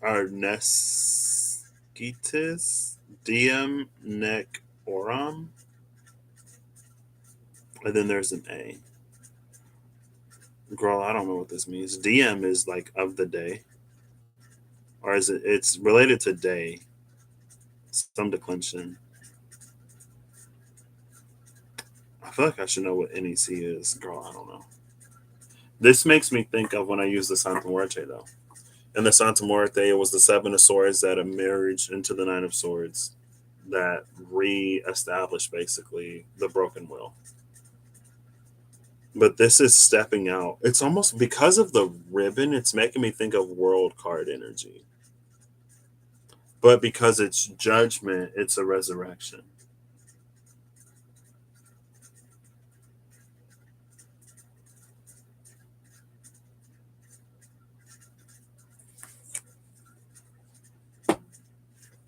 So for water, it's the Queen of Cups. For fire, it's the King of Wands. It's the Ace of Earth, or the Ace of Air, and the Seven of Earth. If the Seven of Earth is about cultivation,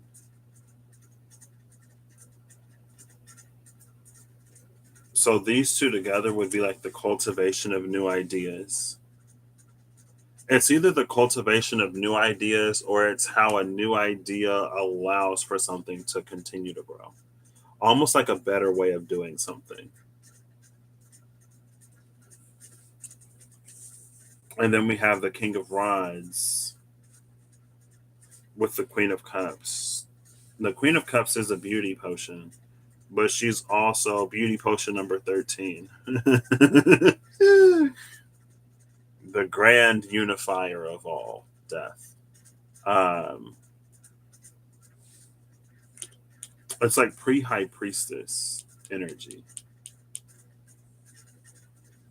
I guess the King of Wands could be pre-emperor, but like all kings could be pre-emperor.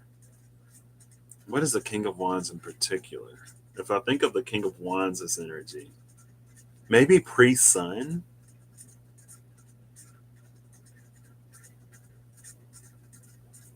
I don't know. I think the Ten of Rods, though, this Ten of Wands is balancing everything. Oh,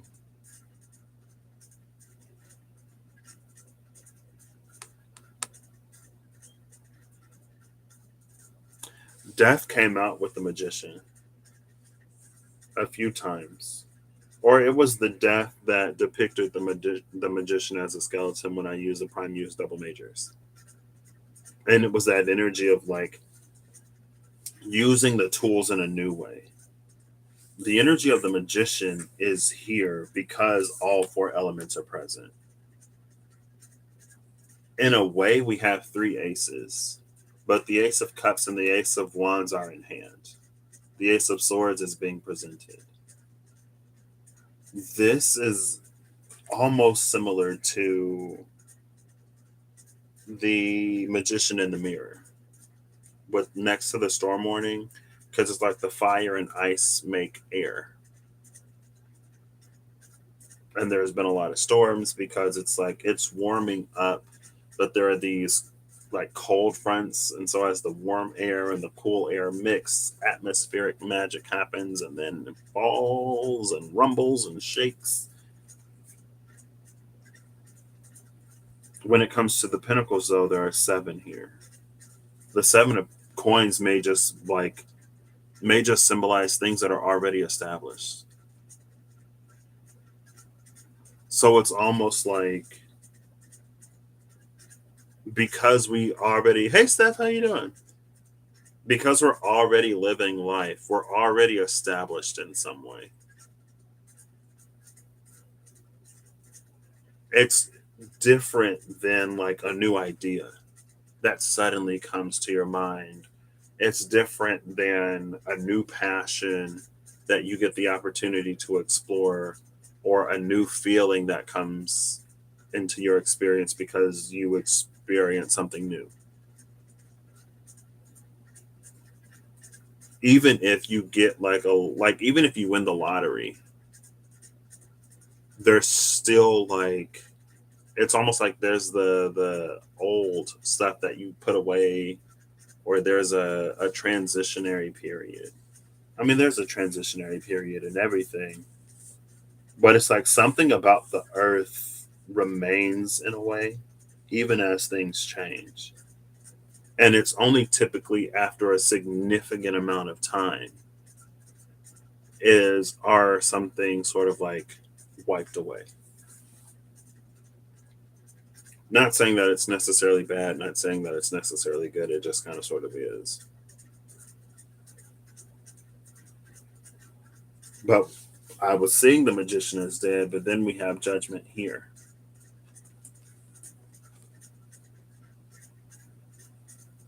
So it's being born in a new way.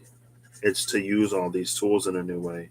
The Queen of Cups being the pre-high priestess, we're in communion with spirit.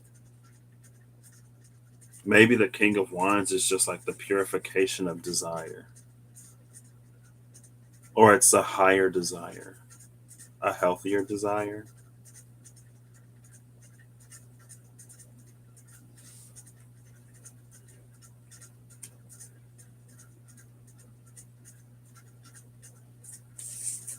It's going to feed into whatever, no matter what. Maybe in that way, the King of Wands speaks to the soul, or the truth of the soul. In a way. In a way. In a way. Maybe. Let's read it, shall we? Oh, I'm so hungry. From 2021. Woo! Thanks, Steph. Yeah. You go back in the archive, you'll see all kinds of versions of me. But that's also why, for me, it was I guess it's been important. And there are some times, honestly, where I might think, like, I'll just live my life, especially if I know that things can be kind of difficult for some people. But if the point is for me to be open and honest about my journey and where I am in my journey at different points, then it would be disingenuous of me to not also be here when things are good and to be like, things are amazing when they're amazing. You know what I mean? King of Rods as a person. The King of Rods is passionate, strong, and bursting with seductive energy. The life force, that's what it was. I was like, I've seen the King of Wands lately. I couldn't remember. He was planting his wand, he was like tapping it in the ground, and it was this life force to life force type of thing. Um, he is magnetic and charming and uses these traits to get what he wants. Unfortunately, not everyone is aware of his motives, and he can easily hurt the feelings of his admirers. As a situation, the King of Rods wants you to use your strength and personal power to achieve your goals. Your natural gifts are heightened, and you have many tricks at your disposal to get things done. I was going to read all of these, but I don't think I will. 'Cause I'm just like, all right, I'm ready to end it. Then I was going to read Judgment. Oh, there's Temperance. No, that's not Temperance. That's Justice. I'll read Judgment. Why not? Judgment, numerology 20, astrological correspondence, Pluto, elements of fire and water, companion cards, the High Priestess, and Justice. The past is calling and it won't stop until you acknowledge it. The Judgment card is all about acceptance and forgiveness. When you understand that some things can't be changed, you can finally move on to bigger and better things. This card wants you to stop wearing masks and to be your authentic and imperfect self. What makes you great is your resilience in the face of your toughest trials, and your battle scars contain the map to your future. Rebirth is the process of reflecting on your choices and understanding how they led you to where you are now. You are about to be resurrected into the next version of yourself. The new magician and all this like keeper energy. What? Is that a dream? Oh, okay. I was like, oh goodness. I was hoping it was a dream that let me read the Ten of Rods. The Ten of Rods. Why are you at the bottom? What, what? So now it's the Ten of Rods, Judgment, and the Nine of Rods. Behind the Nine of Rods is the Nine of Elixirs. Um, so I put this at the bottom of the deck, and I put the cards that were at the bottom of the deck on the top of the deck. I'm gonna leave it like that, apparently. Um, but the Ten of Rods in the Pride Tarot specifically mentions it being like a spiritual journey. And the the Ten of Rods is one of the cards of a spiritual journey, like the Six of Swords, like the Eight of Cups. Those cards that typically depict some kind of movement or a character in motion. And in that, it could be like a with great power comes great responsibility energy because there is this new magician that has the sensitivity and perceptive ability of the Queen of Cups with the passion and drive of the King of Wands, receiving some kind of knowing with the. So this is foresight and passion and drive. And then here's the information to get it done. The Seven of Pentacles is this reminder that the energy that we put into something, the energy that we pursue something with, like that energy has an impact on influencing the final result. So it feels like it's to be mindful of like the shadow side of the King of Wands, to not get too swept up in passion and desire, to not be so blinded by what you want that you don't realize how you're impacting others. Because that that energy like gives back. It's not separate. So it's like, if you have to do a whole bunch of shady things and take advantage of people to get what you want out of life, it's like Macbeth. The three witches told Macbeth that he would be the king of Denmark. They did not tell him that he needed to kill the current king. He was already in favor with the king. Things could have happened in a way that he would have gotten the kingship rather than whoever else. But they took the interpretation, and then Lady Macbeth, his wife, is like, oh, so they mean we got to kill the king, because how else are you going to become the king? And it's like, no.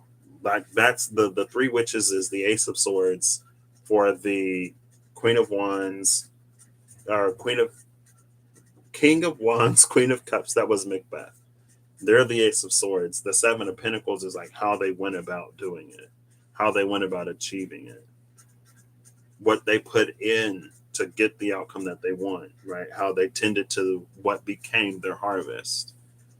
And then karma had to come in at the end and get Macbeth. Because our choices and decisions matter. They have effects. They ripple.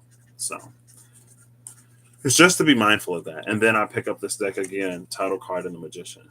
I forgot that was down here. Title card, the Magician, and the Wheel of Fortune. How we proceed forward determines how things continue to play out. We're reestablishing the will. So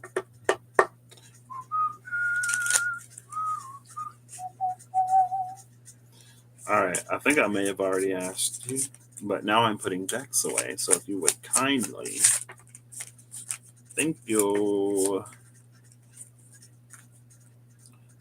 Bottom of the deck is the moon. The moon. And the tiny deck.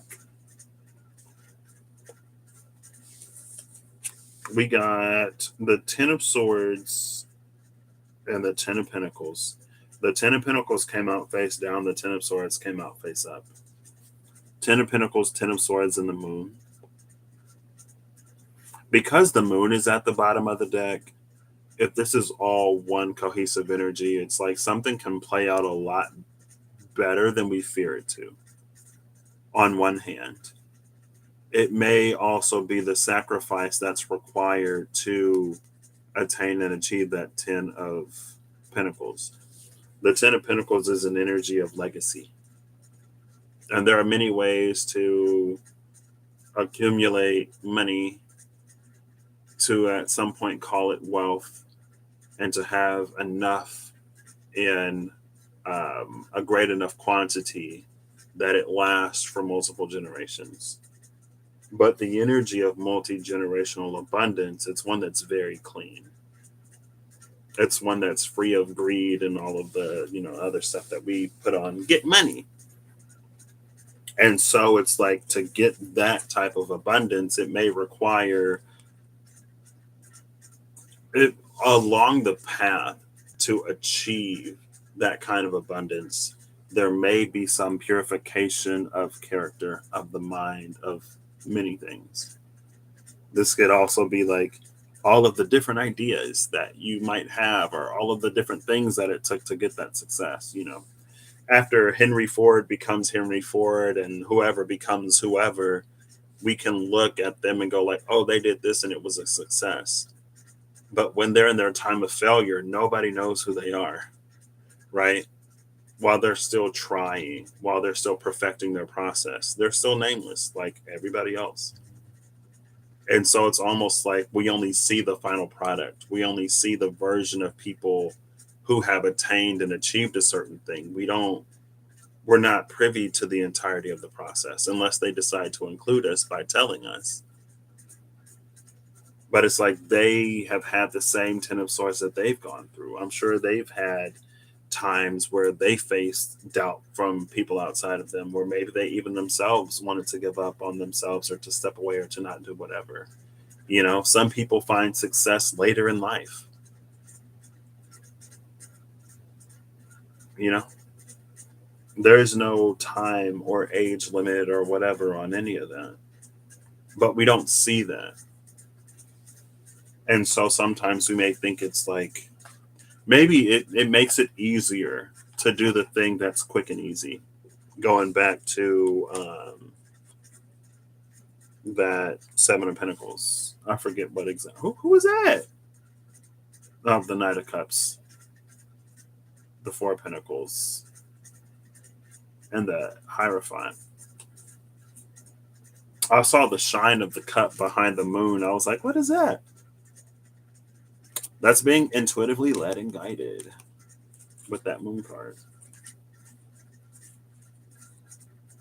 See, but that's the thing too. I think sometimes when we can feel, I want to say that our salvation lies somewhere, but I don't. Sometimes when we know that, again, it's that like when we can see, when we can intuit, when we can divine from the divine, like the end product or closer to the end, we don't necessarily see the Ten of Swords in between. So when we're following and we're listening to our intuition and we're doing all that kinds of stuff, and then we enter a dark, rough patch, we go like, oh my gosh, like what's happening with the Ten of Swords? It's like it's part of the process. Go through it, let it happen. You'll reemerge closer and closer to this. But it's like we just don't see that. We're not told, because if we were told up front, we wouldn't do it. Maybe it's a triviality. Maybe it doesn't matter. Right? So it's like you do the thing. You go through the Ten of Swords, you go through 12 of Swords, because it's that whatever at sometimes. But you make it through, you get your Ten of Pentacles. At the end of your life, or after you've achieved that success, you ask yourself, was the 10 of Swords, 11 of Swords, 12 of Swords, was it worth it? You say, yeah, it was worth it. Everything was worth it to be where I am today. And so when you tap into your future self, or when you align with that vision that the divine has for you, if you make it to the end of the process and you say, I do it again, 100% totally worth it. If you were to talk to yourself, would you overly emphasize like the challenges and the dark points, or would you be like, look where we are? And it's not that we would completely necessarily omit them, but again, it's some things that's like, until you go through it, even if you were to know, until you go through it, it's like it hit different. Hypotheticals hit different than reality. You know what I mean? Because there's a lot of people who would hypothetically and ideally do a lot of stuff, but when reality hits, when push comes to shove, that's when a person's true character shines. That's when we make the best choices and decisions that we know how to make.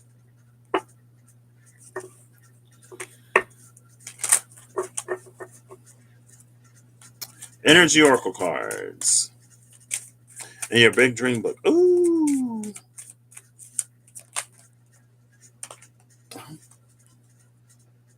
Oh. Not the man holding a heart is Archangel Raphael at the bottom of the deck. Ooh, what? Hold it. I wasn't ready for that.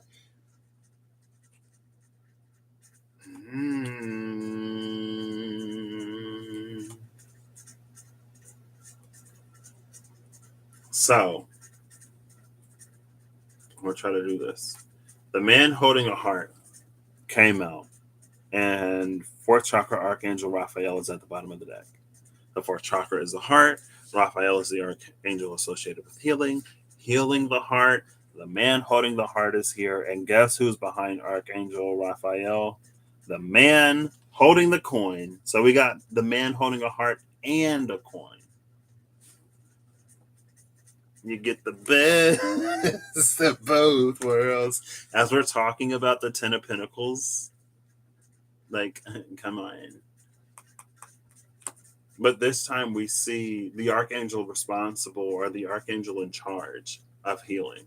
Rather than seeing that Ten of Swords, rather than seeing the difficulties, we see the healing, we see the purification, we see the things within ourselves that we would be glad to be rid of, anxieties that we don't want to have, traumas and pains and burdens and baggage that we don't want to continue to carry. We see the one who's going to help us do that. And then we also see a man holding a heart that happens to be the same man holding a coin, or maybe it's two different people. I don't know.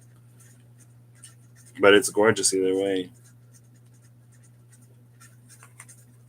I mean, shoot.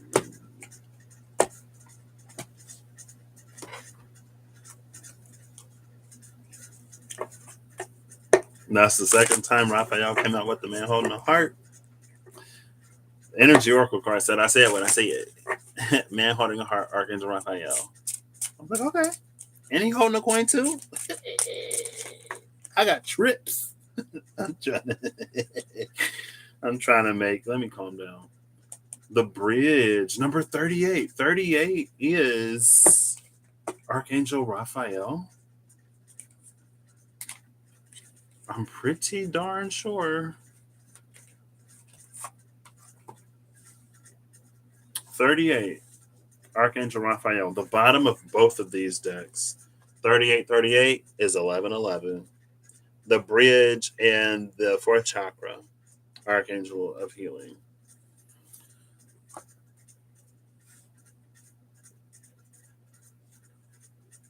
Maybe that. So the heart and the coin are connected, meaning it's almost like they are energetically entwined in some way. And so healing our relationship with like relationship, or healing our relationship with love and community could have reverberations that also heal our relationship with money, abundance, and finance, and vice versa. Healing our relationship with money, abundance, and finance can have ripples that heal our relationship with relationships, love, family, community, everything else. Because at the bottom of money is worth and value. And sometimes our self worth and how we place value on ourselves compared to other people. And it's not compared in comparison, but it's like as we weigh those scales, it can have implications on the other side too.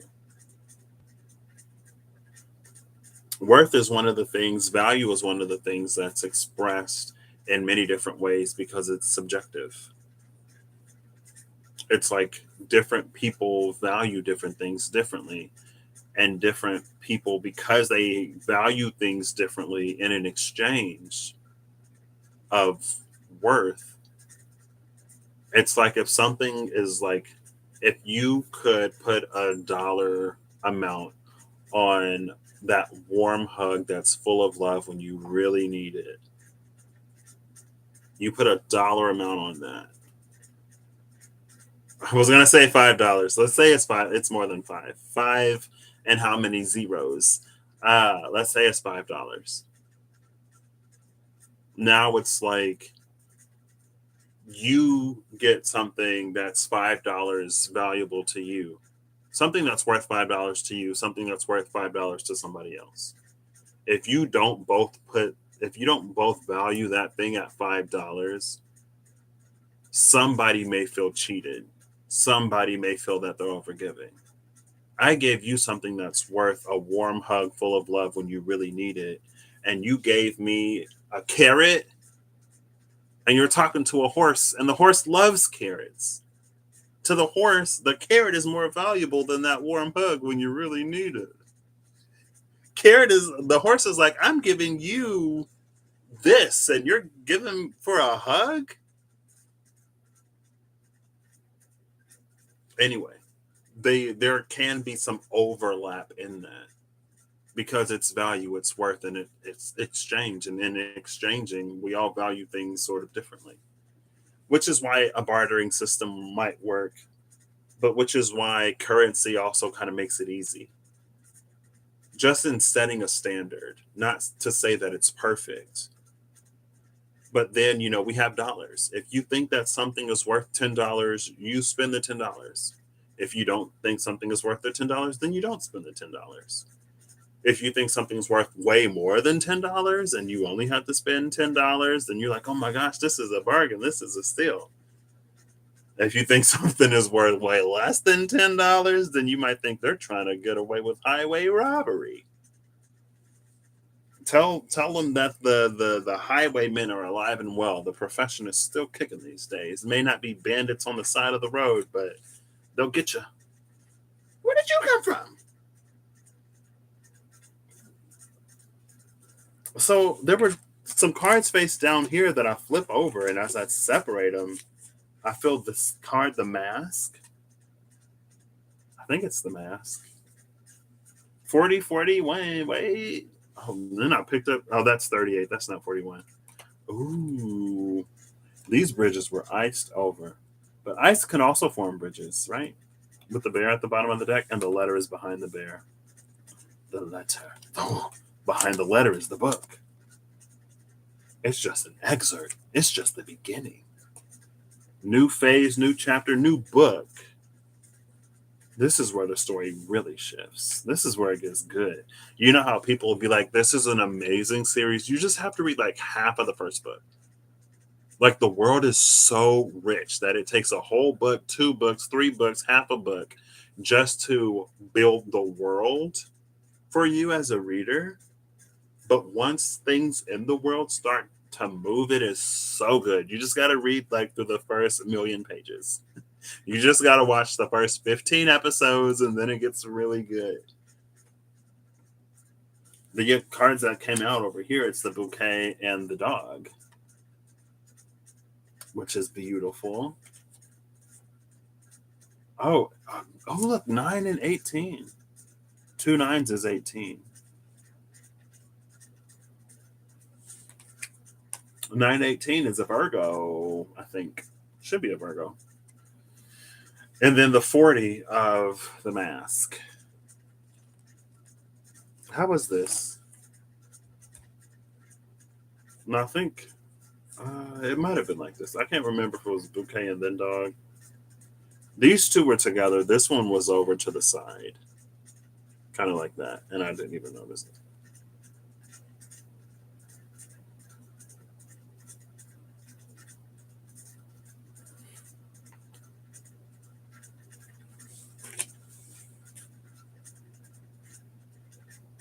Honestly, the most. Okay, well, first of all, there's this. Because the bouquet has a note attached, it makes me think of the letter. Um, but for some reason, I noticed that there's a reflection on the floor and the dog. The dog is the 10 of hearts. 10 of cups. What? 10 of pentacles, 10 of cups, queen of swords, queen of spades.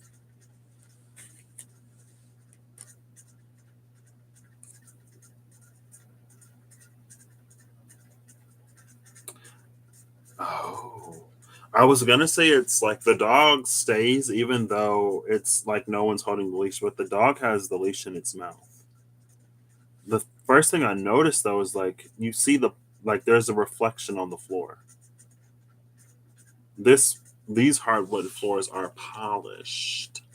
Okay, polished. I don't know if it's coming off of the man holding the heart,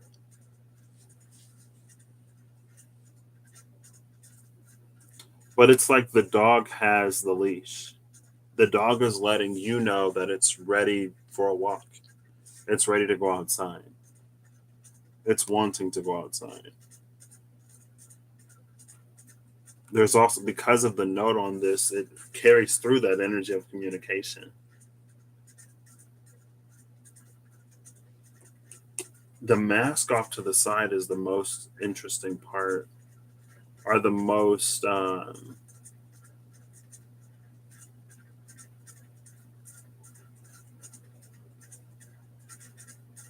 don't want to say bizarre. It's not interesting, confusing. But I'm looking at the top of the mask and there are all these stars. And then the sun is shining through. from the top.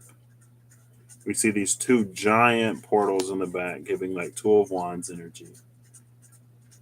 And then we see this one down here. This path is in between these two pillars. Because you can see like this one establishes that. This one establishes that. But the pathway here leads between them. I feel like this is speaking of balance.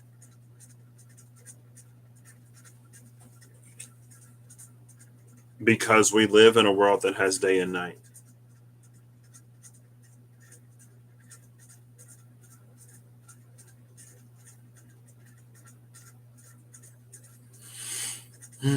Hey, Codes of Harmony, how you doing? Wait, did you say something earlier? Did I miss you? No. Okay.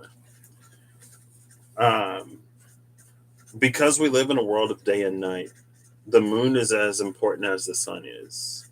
As organic beings, we need rest.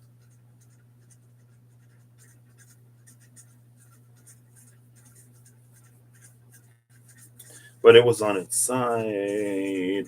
All of the other decks are already put away. Lenormand's, you can read any card however you want to read it, but Lenormand's are typically read in combination. So of twos or threes or more. What about this mask? What's going on with these?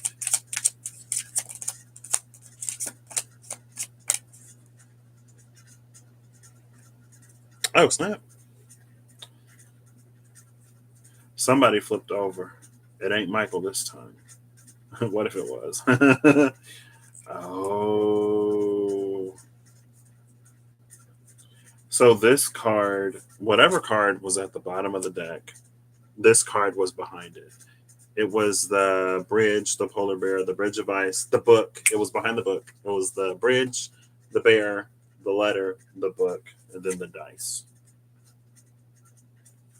which is number 39. You got to take a chance. Maybe this is just like, we don't know how things are going to work out. And when it comes to dogs in particular, we have an understanding that their lifespans are shorter than ours. So it's this beautiful relationship that we embark upon. Knowing that unlike people, I mean, nobody knows when anything is going to end. But unlike people, when we have pets, most of the things that we take on in that way have lifespans that are shorter than ours. So we know that unfortunate time is going to come. But that doesn't stop us from still welcoming them into our hearts and into our homes. So it's like but it's like in this way, even with that knowing and understanding, we open up regardless. Knowing that day will come at some point because they just don't live as long. Typically. We take that chance. But when it comes to other things, we don't. And so it's almost like we never really give ourselves the opportunity of finding out, either through things that we're like, I don't think it'll work out, so we don't even do it, or we go into a situation with a certain preconceived notion in mind to the point where we're already seeing things halfway, either too rosy-eyed or too negative Nelly. Sometimes it's hard for us to see and to take in both at the same time, to allow for a completeness of that picture and to walk that path in the middle.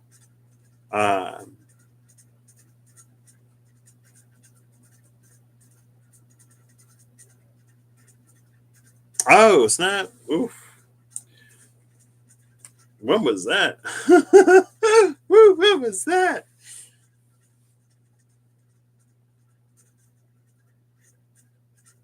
It's almost like everything is always a gamble. So why not bet on your happiness? Why not bet on things working out even better? You want to know what the bottom of the deck is? You want to know what the bottom of the deck is? The clover, which is luck. Luck is on your side. Is it a gamble? Like, you feel lucky, huh? Do you? Because if you don't, you should. And I feel like because of this, it's so much of just like enjoying it's being in the moment. Because there are going to be moments that we enjoy and there are going to be moments that we don't necessarily enjoy. There may be challenges, there may be difficulties, 10 of swords. But ultimately, overall, by the end of it, we'll realize how fortunate and how lucky and how blessed we were to have had that opportunity. And for us to allow ourselves to take it as it resonates, use your own intuition and discernment. Use your discernment, because if your discernment and intuition is telling you now, then your fortune, your luck is probably not being involved in a situation that could be who knows what. It's not always a yes. Sometimes it's a no, because there's something that's more aligned to you or your path veers in another way. I'm just putting that out there. Maybe you're loyal to you. You be loyal to you and you don't compromise when you know that it's going to require that. You have the self-love and self-care to, walk that path. But there's a lot of luck. There's a lot of fortune. Not luck. There's a lot of fortune here. But it's like your bravery and courage will be rewarded either way. Sometimes it takes more courage to say no to something than it does to say yes. And it's all relative, but that's a little complex. Actually, I'll leave it that way. It was gorgeous. No, it's too much. There's too many cards. It was too complex. Too complex for a final message. They want to say more. And I'm not going to chicken out just because it was a really good one and I don't want to sour it or put too much spice in the pot. Because it might be beautiful. An even more beautiful message might come out. No, well, look who it is. Look who decided to come out. Can you see? It's the gentleman. Bottom of the deck is the compass. He just got lost. I got lost. Behind the compass is the bouquet. See, this is why we don't chicken out when the messages are good, because they can continue to unfold in beautiful ways. We don't have to always wait for the other shoe to drop, because it might not. And it's not about being oblivious to things that are obviously there, right? Because it's not rose tinted glasses and it's not doom and gloom. It's in the middle. It can look at things as they more closely as they are, and it can take everything into consideration.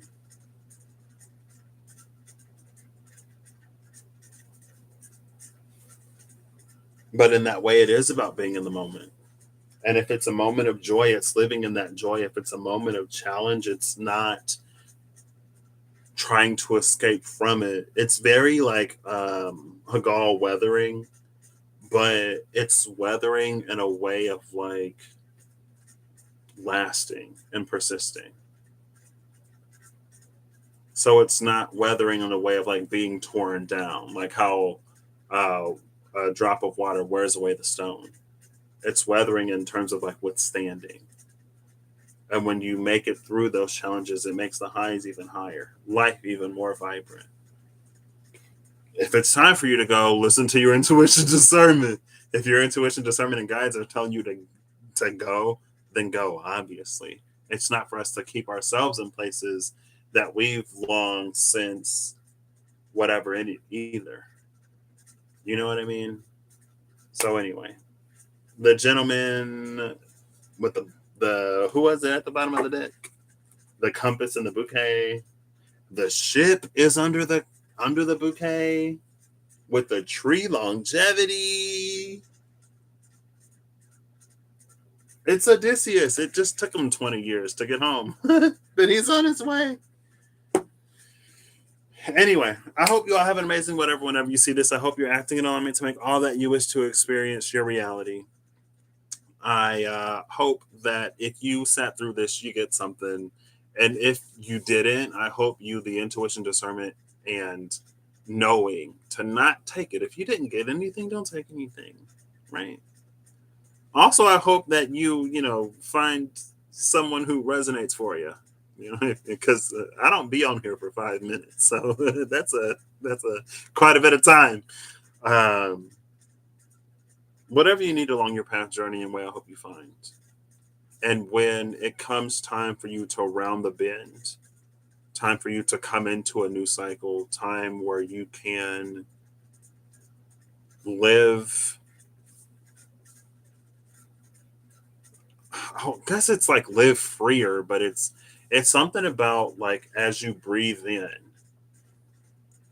and as your lungs expand more and as your chest rises to allow more oxygen to come into the body, as you live that expanded lung, risen chest, more energy in the body, I hope that you can accept it and take it. And I also hope you the grace to allow yourself whatever you need as you transition from one experience to the next, as you go through challenges and as you rise victorious. And I hope you a glorious, beautiful reception at the end of your incarnation this time. I kind of hope it for you soon. You know what I mean? Like, why not live that for a bit before the very end? You know what I mean? I love happy stories personally. I don't need drama to enjoy something. If everybody's good, I'm good. I'm like, let's vicariously together just be in this moment of joy and bliss. Anyway, thank you all for being here. I will talk to y'all. You're going to a sweat lodge this weekend. Oh, snap. All the best. In the sweat lodge, I almost pulled the mystical shaman oracle cards because of something I already forgot. But the sweat lodge is a card in that deck. And now I kind of really want to pull it. But I'm not. I'm going to get off of here. It's so late. Can I eat this late? If I eat this late, it's going to mess my stomach up when I wake up. Anyway, that's a Patrick problem. So I will catch y'all. Please. Ooh. I know I literally, within the course of this video, said that I don't use Siri to make decisions anymore. Well, this is one of the times where I do. If Siri says heads, I will pull it. If Siri says tails, I will go to sleep. Hey Siri, flip a coin.